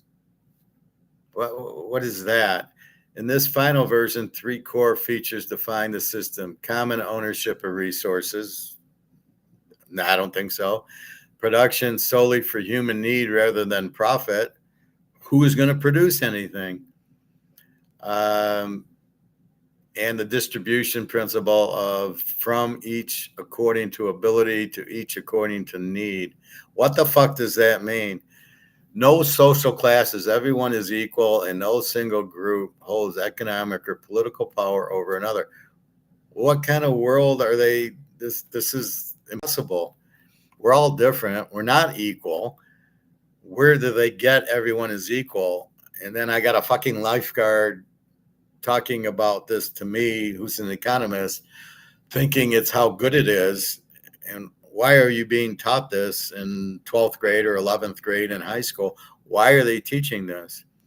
No money or markets. How the fuck could that work? Goods and services are abundant and free for all to use without the need for currency or exchange. That's the stupidest thing I've ever read in my life. Goods and services are abundant. How are they abundant? Do you realize how goods and services come across? Goods are given, you want to get an apple, somebody's got to deliver it to the grocery store, and they're going to do it for a profit motive. Well, it cost me $5. I'm going to sell it for 10.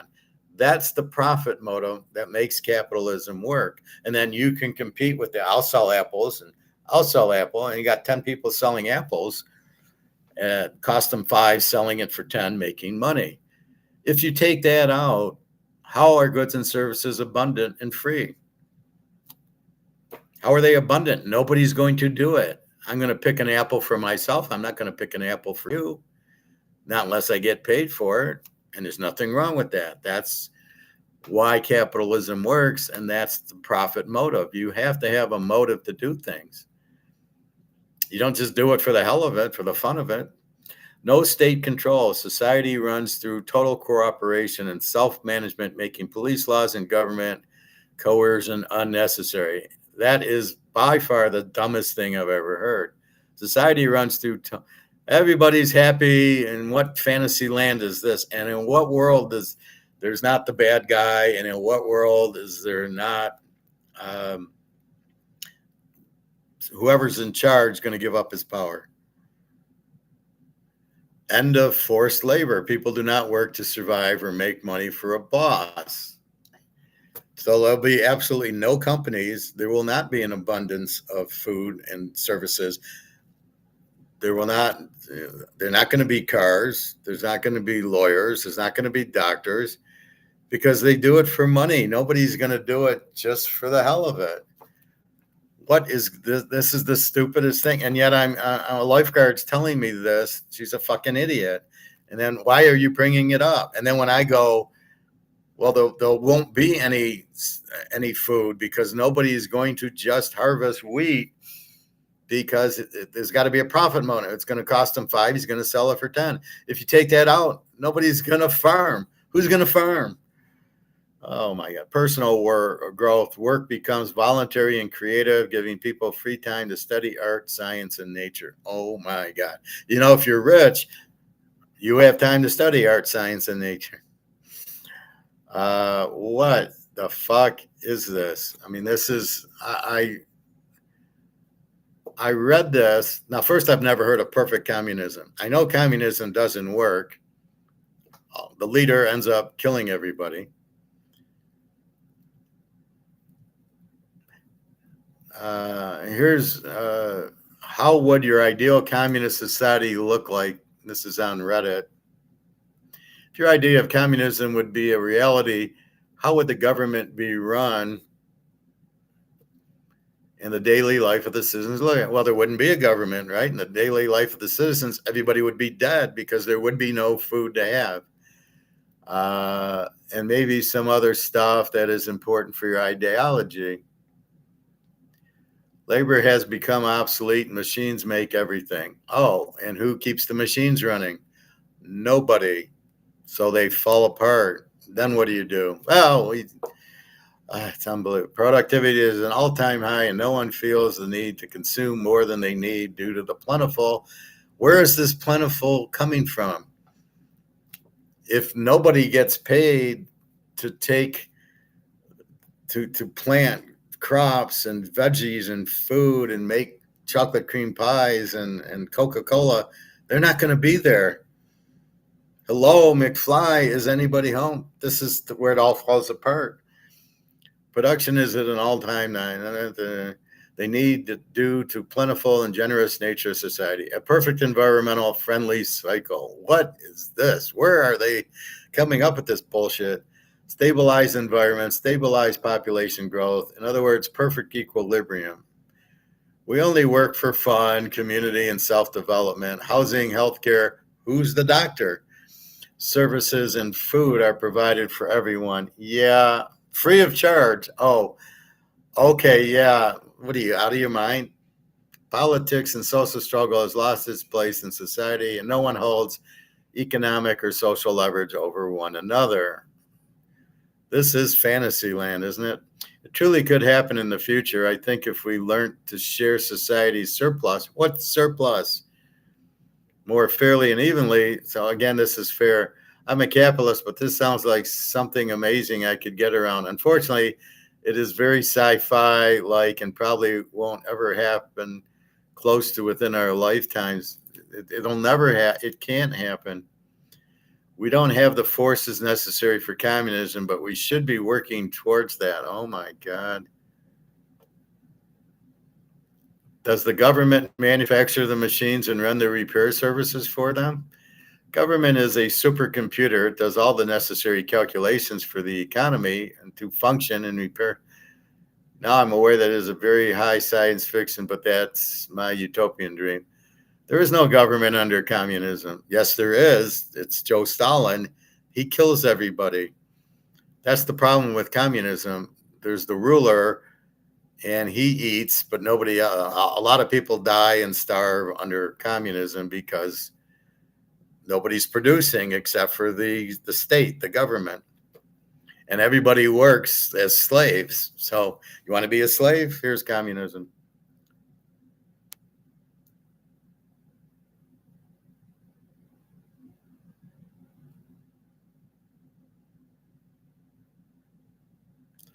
Uh,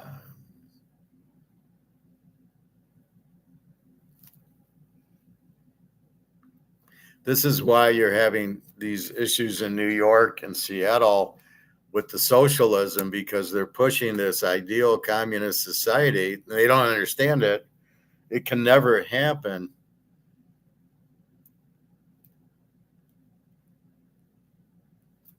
Why is perfect communism society better than uh,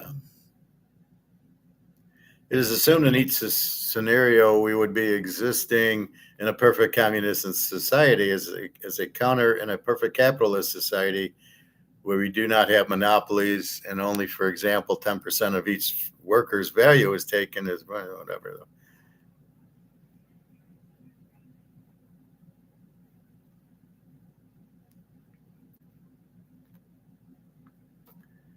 So it's pretty scary stuff. Is perfect communism possible in Marx? Oh, all of a sudden, true communism, a stateless, classless, and moneyless society is impossible. What the fuck are these people? That's my answer. It's impossible. Where resources are shared based on need has never existed. Whether it is possible remains heavily debated. Absolutely not possible. Proponents argue it is the ultimate inevitable evolution of human society, and we would all be dead. You do not want to live in this society. Uh, Inevitably, evolution of human society, which critics contend is rendered impossible by human nature and the economic realities of scarcity. The theoretical goal, according to Marx, the state withers away, no money or private property. How can you have no money? How do you buy things? This is very disturbing because people are so stupid, they don't understand Austrian economics, where you have competition, which makes everything better. You have abundance because people get rewarded. If I plant apples and I get them, or an apple tree, or cucumbers, or whatever the food is, I only do it because I can make profit at it, and the profit's the motivation. If you have no money and you have, oh, we'll have no class, so everybody will make what, nothing. How's that going to work? How are you going to buy a car? There won't be cars because if without the profit modem, Ford and GM aren't just going to are going to make cars for the hell of it. See, you won't have any of these products or services. You won't have food because nobody's going to plant the food because there's no reward in planting the food. You might plant for yourself so you can eat, like go back to the caveman. So we've evolved from the caveman. You want to go back to the caveman? They had no money, they had no government, and they all had about a 10-year lifespan. Uh, you have it great now. The problem is you have corrupt politicians and they print the money to zero. And what are you trying to avoid that by having communism where there is no money? How can that possibly work? You have to have money. You have to have things to buy. You have to have the payment system, the profit motivation. Um, I don't even know. Avocados. Okay. I spent $1.50 on this avocado. How are you going to feed me avocados. Are you going to have a grocery store? And how are you going to have a grocery store? Because they're only going to do it if they make money. People will not do things just for the hell of it because it feels good to make money. So if there's no grocery store because they can't make money and there's no money, how do I get my avocado? Well, I won't be able to drive to Mexico because there won't be cars and there won't be planes. What the fuck are these people talking about? These are like imbeciles talking, idiots for our class. It makes no sense. There will be no government. Oh, and you think everybody's going to be nicey, and there won't be like gangs like in New York. And we don't need money. Well, how are we going to buy anything? There's not going to be Coca-Cola. There's not going to be Budweiser and whiskey. There's not going to be food because nobody has an incentive to do it. If there's no government and there's no money, you have nothing. You don't have them. It's not like capitalism is terrible. It's very good until it gets polluted with this corrupt government and who keeps printing the money. You have gold, you're fine. So what are they afraid of? They're afraid that some people will be richer than others. I love this equity. Oh, everybody will be the same. We're not the same. We're all different. Well, we won't need money. How are you going to buy anything? Well, we won't buy anything. It'll just show up. Oh, do we have genies or Harry Potter going to come or wizards? I mean, how are we going to get our food? This is absolutely insanity. Communism is markets controlled by the government. So that when the government has it, you think they're going to give up control and power and they print the money so they have a lot of money? There's no such thing as equity. We all make different amounts of money. We all go to the store. We buy different things. The grocery store exists to make money. Everybody is motivated by profit.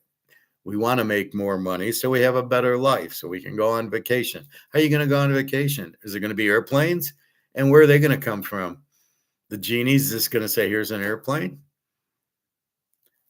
And this is perfect communism, not just communism. This is perfect. So there'll be no government. In what world are you going to get no government? In what world are you going to get no money? And in what world are you going to get this abundance of food that nobody will work and we'll just do it for the hell of it? And there's going to be doctors. They got to go to school for 8 years. So they're not going to go. So you're going to trust the doctor who didn't go to school, because why would you go to school? You don't need to. This is by far the stupidest thing I've ever seen or heard in my life. Perfect communism. Communism's evil. Joe Stalin murdered millions and millions of Russians because he was in charge. In communism, you have the ruler who's in charge. He's a dictator, and a lot of people die and starve because there is no food, because nobody makes it. It doesn't just grow on, it does. Apples grow on trees, but most of the food doesn't just appear. There's no genie saying, hey, let's have chocolate cream pie. It has to be made. You have to make food. You have to make cars. You have to make airplanes.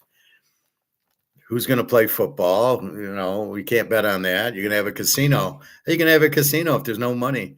How can you have a moneyless society? In what world does that work? Nobody goes to work. It's the dumbest idea I've ever heard in my life. How can you have nobody working? You got to have an incentive to get up every day. Everybody will kill themselves. Well, there's no work. There's no money. I'd love to go to the grocery store, but there isn't one. And I'd love to have an apple, but you know what?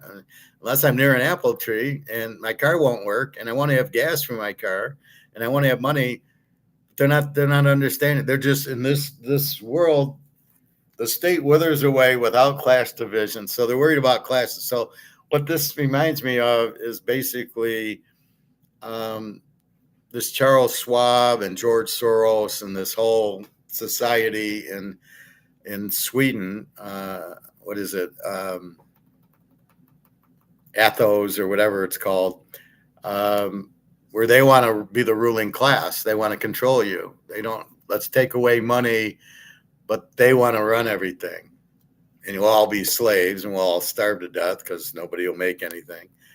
And they'll have all this. This is what I'm getting from, what is it, Spanos or, and this whole thing within Switzerland.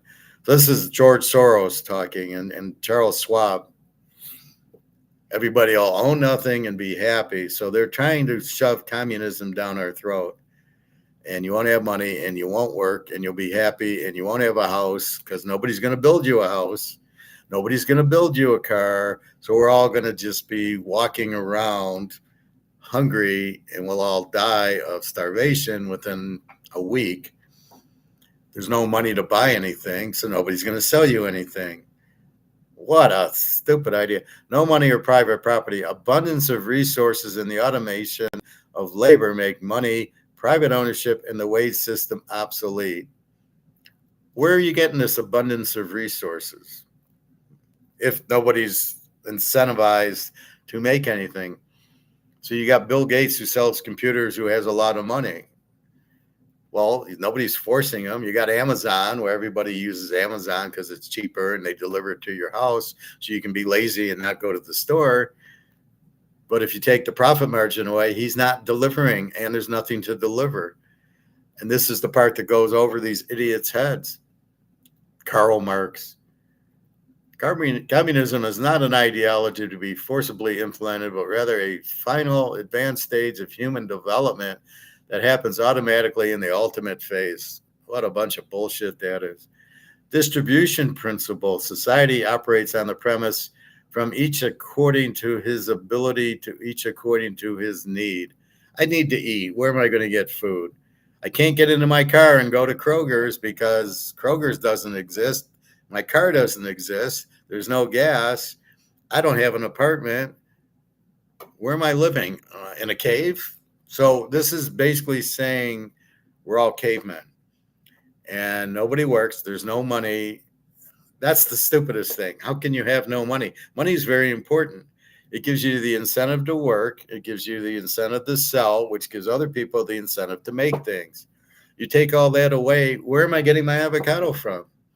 I'm going to walk to Kroger, but Kroger's won't exist. If Kroger's can't make money, they don't just have a store. Hey, come get your food. You watch what happens in New York. The socialist moron where we're going to give free. He's reading this. This is communism, and they're trying it in New York and Seattle, and everybody's telling them to fuck off. It can't work. Arguments against feasibility. Critics and economists argue that achieving true communism is impractical or impossible for several reasons. Human nature and incentives. Many agree that humans are inherently competitive, exactly, and motivated by individual self-interest. That's Adam Smith. Without financial or status incentives, it is debated whether individuals will work to their maximum potential or innovation. They're not motivated. Look at Scooble. He doesn't want to pitch until he gets $40 million a year for 10 years. He's not motivated. Very few are, I love to play, so I'm going to play if they don't get paid. That's all you see in the NFL and the NBA, these guys sitting out. I want to make 40 million and I want to do this. That's the whole point. They don't just love to play. You used to have that in the 60s, maybe in the 70s where the people loved to play. You think anybody would have played on the Steelers? You think Jack Lambert, Franco Harris, Lynn Swann would have played if you didn't pay them? Are you out of your mind? And then why do they want to win the Super Bowl? Because they're very competitive. You take all that away, it doesn't work. It's impossible. This is a fucking impossibility, bullshit, stupidest idea I've ever heard of. And you know me, I'm honest. If I thought this was a good idea, I'd say it's a good idea. There's no way it can possibly work. It's the stupidest thing in the world. The economic calculation problem. Economists like Hayek and von Mises argued that a complex modern economy cannot function effectively without a price system to determine the value of goods and allocate scarce resources effectively. Exactly. You cannot not have money. You have to price the avocado. You have to, because then it'll be on the shelves. You have to have food to buy. Nobody's just going to walk it to the grocery store, which you won't have. How the fuck are you going to, what are we all going to walk to the grocery store, or we all live on this big farm and people will just plant for the hell of it? Well, I don't really like blueberries, but you know what? I'm going to plant them for everybody else. Yeah, that's not going to work. I'm going to take care of what I like only. The transition paradox. Historical attempts to transition to communists, such as the Soviet Union or China, resulted in highly centralized, oppressive, and bureaucratic states rather than a transition towards a stateless society. Exactly. Those with power will not give it up.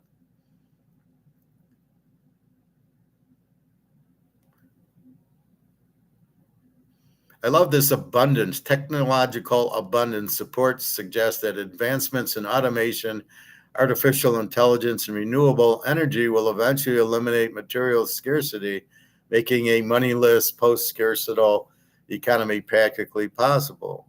How is that going to happen? So AI is going to. So if we have a bunch of robots, this is why. So are we turning into this communist, this perfect communist? Is that where we're headed with AI? And we're getting rid of the money and George Soros and Carl Schwab, and is that where we're headed? Is that what really they're trying to do? We'll own nothing and be happy? Is that, and they think this is going to work? No, they're the bad guys.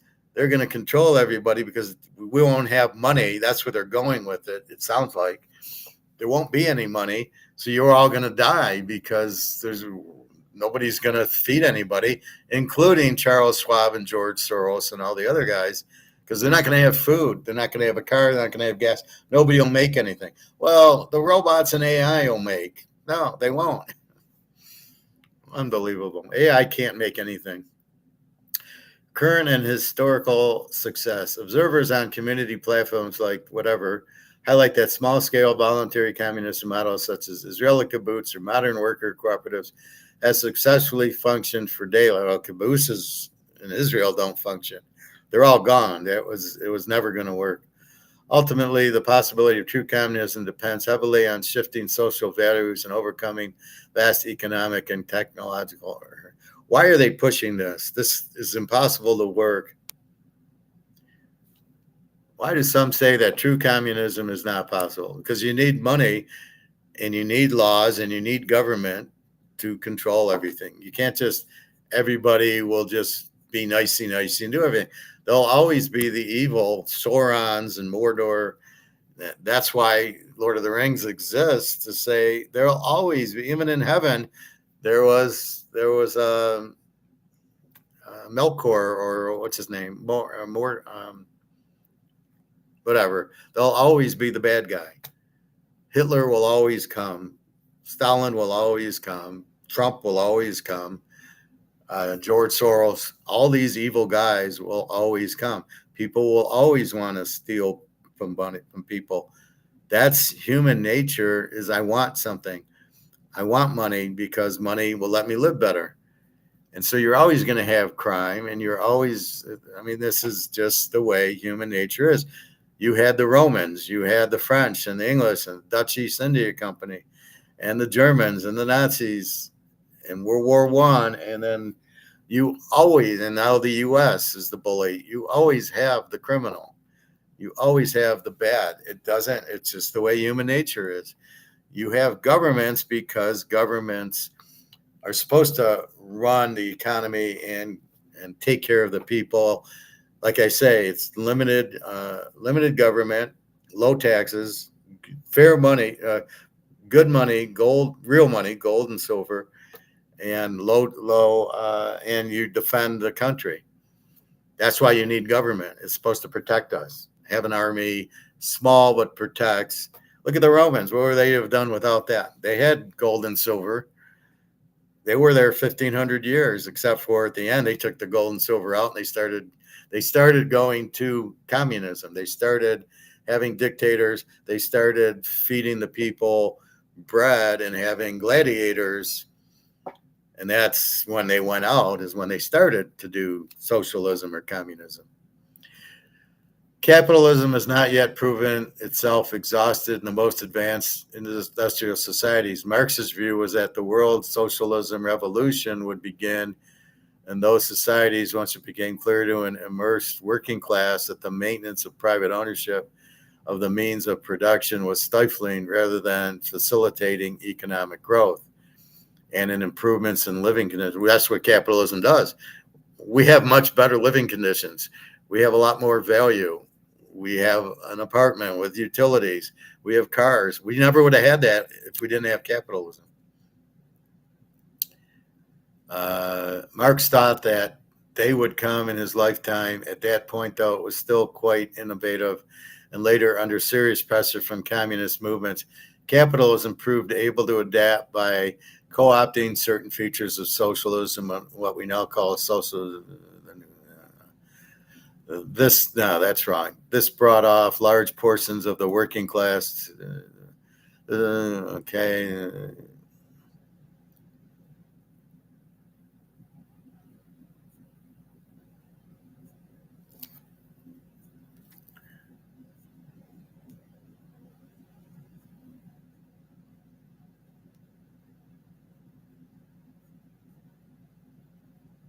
Staying alive on the surface of Mars without a spacesuit wouldn't work, even though it hasn't been tried before. We don't have to try any assumption in order to prove it wrong. An assumption worth trying should be irrational at a minimum. Communism is based on the assumption that to each according to their needs, and that's the main reason why it will never work in a society of conscious free will individuals who see themselves as subjects, not objects, who's in a position to figure out what's one's need and accept the person himself. The implication is that the community will define what everybody needs are, and an individual also discipline that he or she will humbly oblige. That may sound fair enough. However, in reality, it would work like this. For example, in Russia, the dental help was provided to everybody free of charge by the state, to each according to their needs. So far, so good. However, the communist leaders decided, of course, and in the best interest of all people, that no anesthesia is necessary for filling cavities except some major and the most serious cases. Anyway, I don't want to read too much of this crap. The idea is it cannot ever work because we're individuals. I want to bet on football. You want to play poker. I want to go play craps. You want to gamble, you need money or you need something of value. Otherwise, it's one of these Twilight Zone episodes where the guy dies and he's in hell and he wins every game of pool and he wins every game of poker. He can't lose and he gets bored. And that's what hell is. And that's what this would be hell. We would not be free to choose what we want. There would never be an abundance. We'd all be starving because nobody's going to produce anything. The idea that AI is going to produce any AI is not real, or we'll have machines and they're going to what? They're going to plant crops and they're going to just bring it to this grocery store. And how about what happens when it falls apart? Who's going to fix it? We all are different. I like blondes, you like brunettes. I like chocolate, you like vanilla. I like blueberries, you like cranberries. We are all different, and that's good. And we're all individuals. We want to bet on the Rams game. Well, we're all going to bet the Rams. Well, no, somebody's going to bet the Niners. You've got to have prices. There's signals, and they tell people to make things because you can make profit at it. And as long as there's capitalism and the profit motive is there, you will always have better and better things. That's how we got to a car, because of that. Clem, how are you today? What's going on, my friend? How do you think markets will react to the first day of non-paper trading in China when the markets open later today? Well, I wasn't sure if that happened Thursday night because theoretically in China that was the 24th, but I agree with you. Let's give it today. Well, the markets should go through the roof if we can find. My question is finding the physical market please give me the Chinese physical market for gold and silver. And that's, maybe it hadn't started yet. Maybe it starts today, because when I looked at it, I got basically the same thing. So this is Fridays, and I basically got the same thing. Shanghai spot 40.73, Western spot 40.68. You can see July 24th. Well, that's not physical. That's that, but that's the Shanghai gold price in dollars. But it's, I don't believe, like you're saying, the physical. It should go through the roof, because the basic fundamental, and we're not living in a communist society, the basic fundamental is the the supply and the demand. So when you have a lot of demand and low supply, price goes up. Well, they've been hiding it because there's 4 million tons of paper gold and 200,000 tons of physical gold. So if you keep trading paper gold with gold that doesn't exist, you're pushing the price down, which is what's been happening. Now you will have the far fewer tons of physical. You have 200,000 tons of physical, but the demand's still through the roof, right? China, Russia, all the BRICS countries, even Poland, everybody is, all the feds are selling dollars and buying gold. And I'll tell you, the value of this is zero, and the value of this is zero. I don't care what they fucking say. You printed it, it's not worth anything.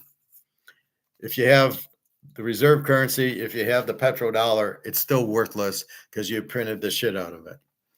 And so everybody's selling it and buying gold. Well, the demand for gold keeps going up, but you don't have 4 million tons of gold. You have 200,000. So it's got to be a much, much higher price, because you have far less supply of physical available, and the demand didn't go down. The demand's huge. Everybody's buying gold, all the central banks, everybody in China, Russia, India, Saudi Arabia, all this stuff, they're all buying gold. So therefore, with a lower supply, the price has to be much, much higher. And the value of the dollar is much, much lower than they're leading on, and there's no way inflation's 2%. That's a communist dream.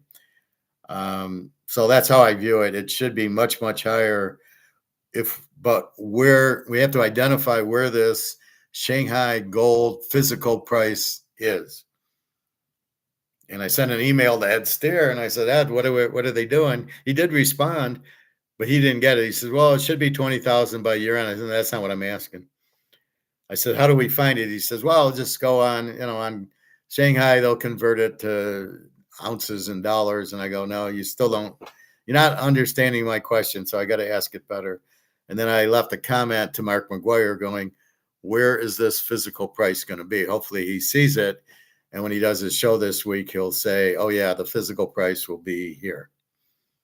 Because that's the big thing, is we know it's a physical. We know the price will go to the moon.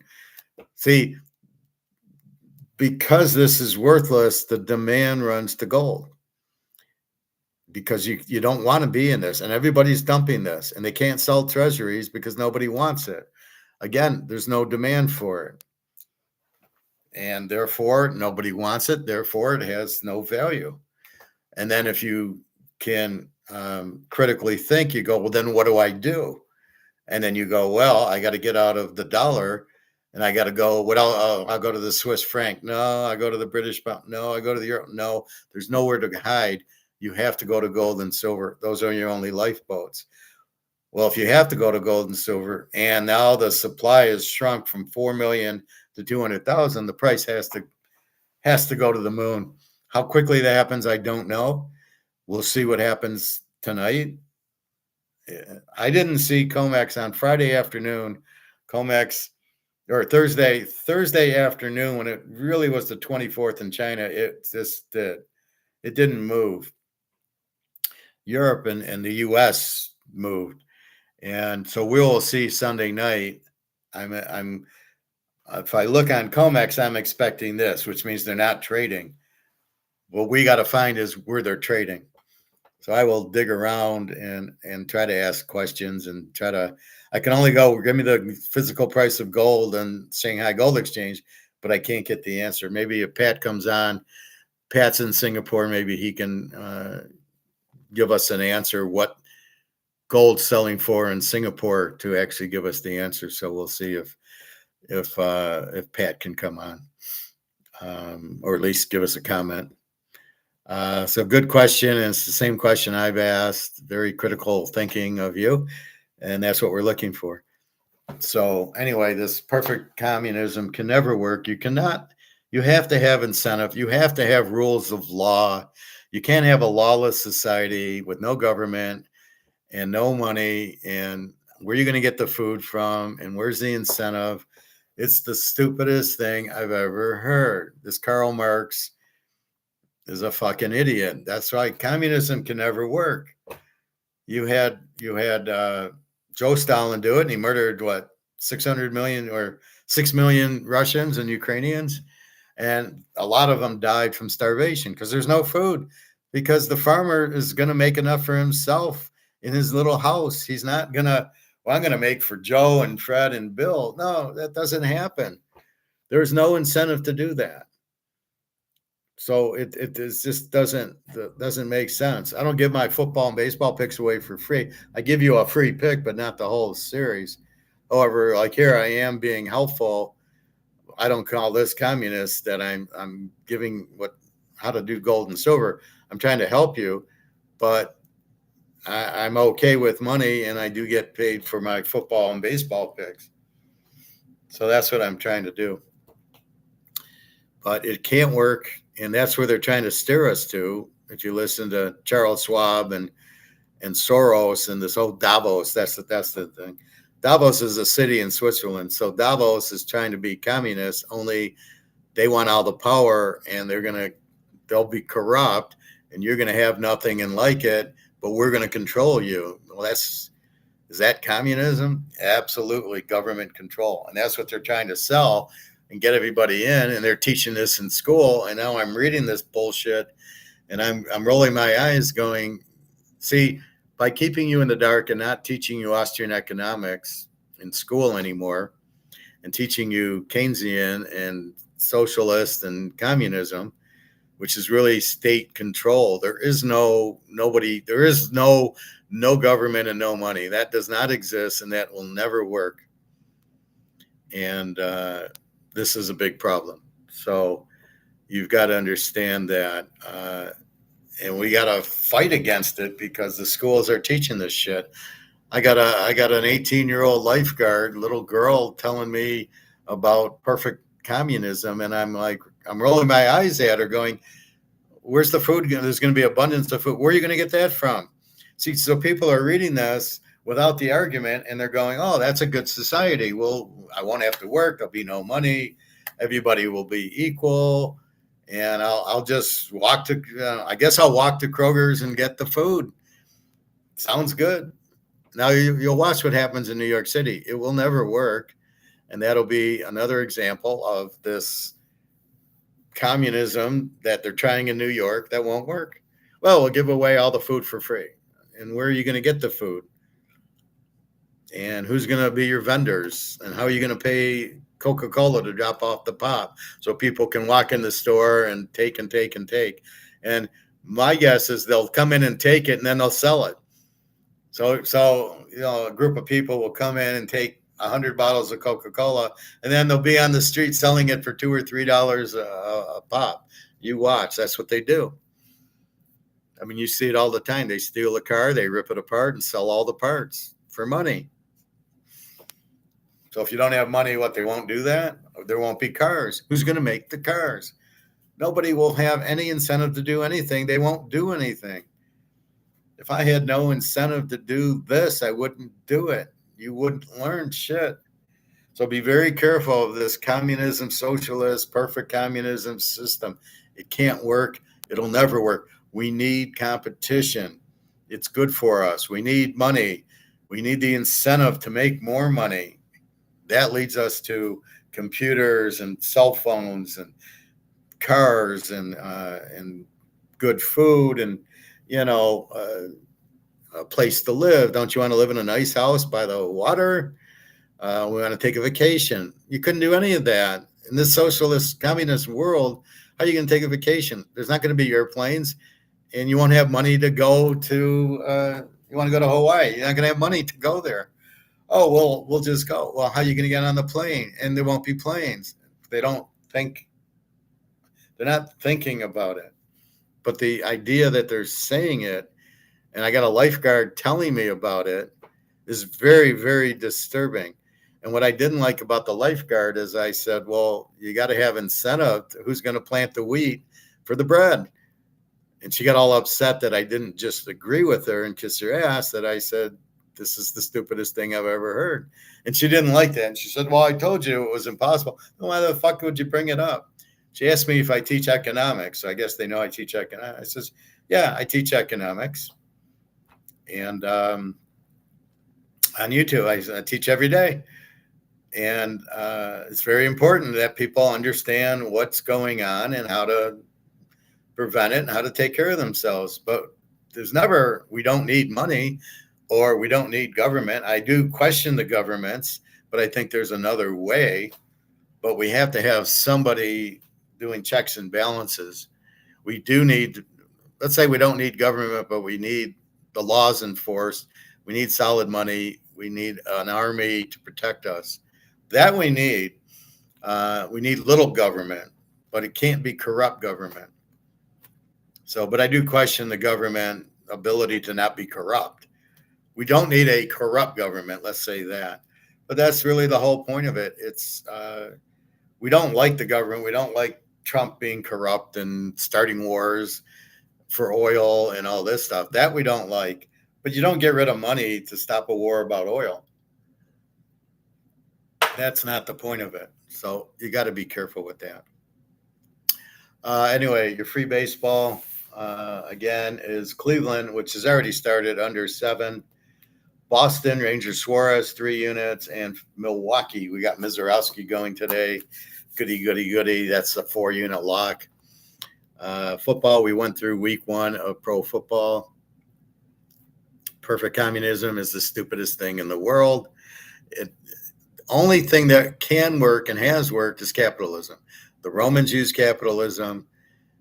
Everybody else, the French tried some sort of socialism with the king and the queen and the jack and the 10, and it didn't work. There's revolution. Why are there revolutions? Because nobody's getting fed. Nobody's eating. When you take out the competition, nobody grows food and everybody starves to death. You've got to give the farmers incentive to grow their food and harvest their fields. They're not going to just fucking do it for the hell of it. Well, Johnny wants some bread. Well, you know what? I'm gonna do up my field and plant it and fertilize it and do it, and I'll walk it to the grocery store for nothing. Yeah, that's really going to happen. Without the motive of the money, there is no way anything's going to happen. You will not have an abundance. AI is not going to plant the fields. They can't because they're not real people or robots. Well, who's going to do the robots? Oh, the George Soros and the Davos crowd. Nobody wants that. We want capitalism. We want to make money. We want to have money. We are not equal. To go that we're all equal is the stupidest thing I've ever heard. We all have different specialty of skills. Adam Smith, division of labor.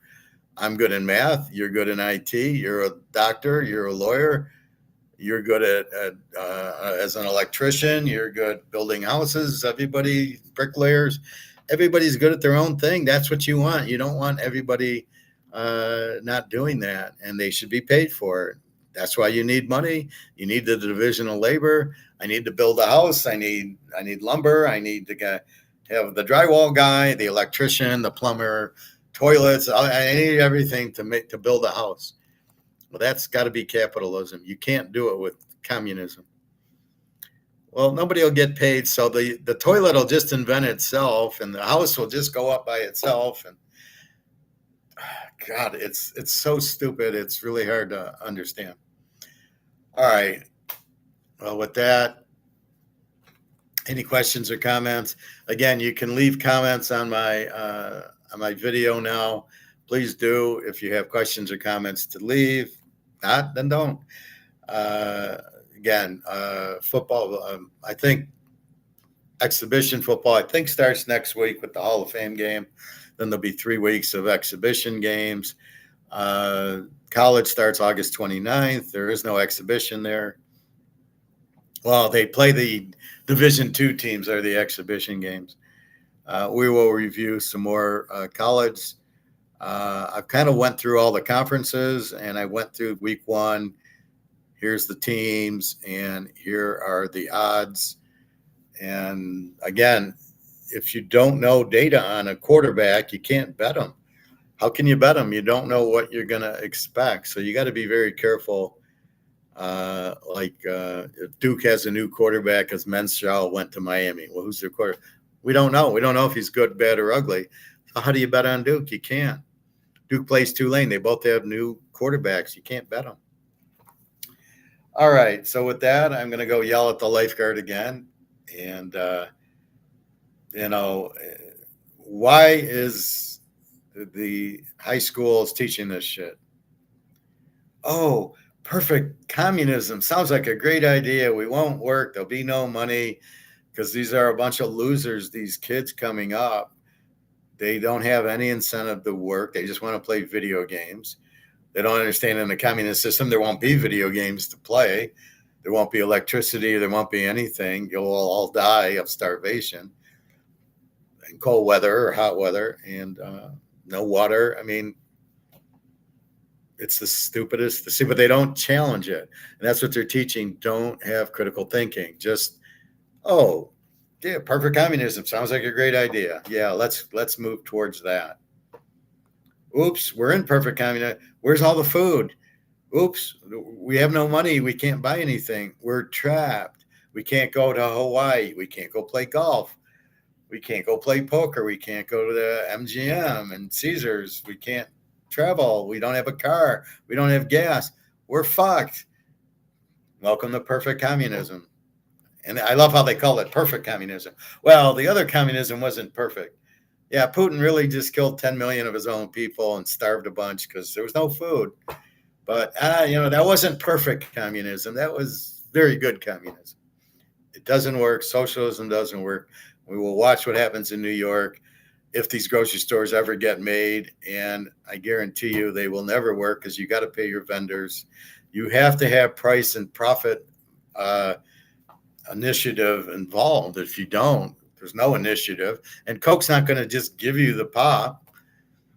Coke's going to sell you the pop. As Pepsi, as Oreos, and all these companies aren't in business for charity. And that's what you want in communism and socialism is charity. Oh, I don't want to work. I just want to lay back, sit there, do nothing. And I'll go to the store and just grab a bunch of food. And I won't have to pay for it. And, I won't have a car, gas. And I'll have to walk there, and I won't have shoes, and I won't have clothes because nobody's there to make it for us. Yeah, but we won't say that. We'll just say it's perfect communism. So just, if you hear that, just roll your eyes. And I don't know if you'll be able to talk to people into reality because they're too stupid if they're coming up with this concept to understand it. It will never work. It cannot work. We'll all be slaves, and we'll all die of starvation. Because nobody's going to give us food if there's no profit motive. All right. With that, have a good day. www.teaserking.com. All right. Take care, everybody. Enjoy.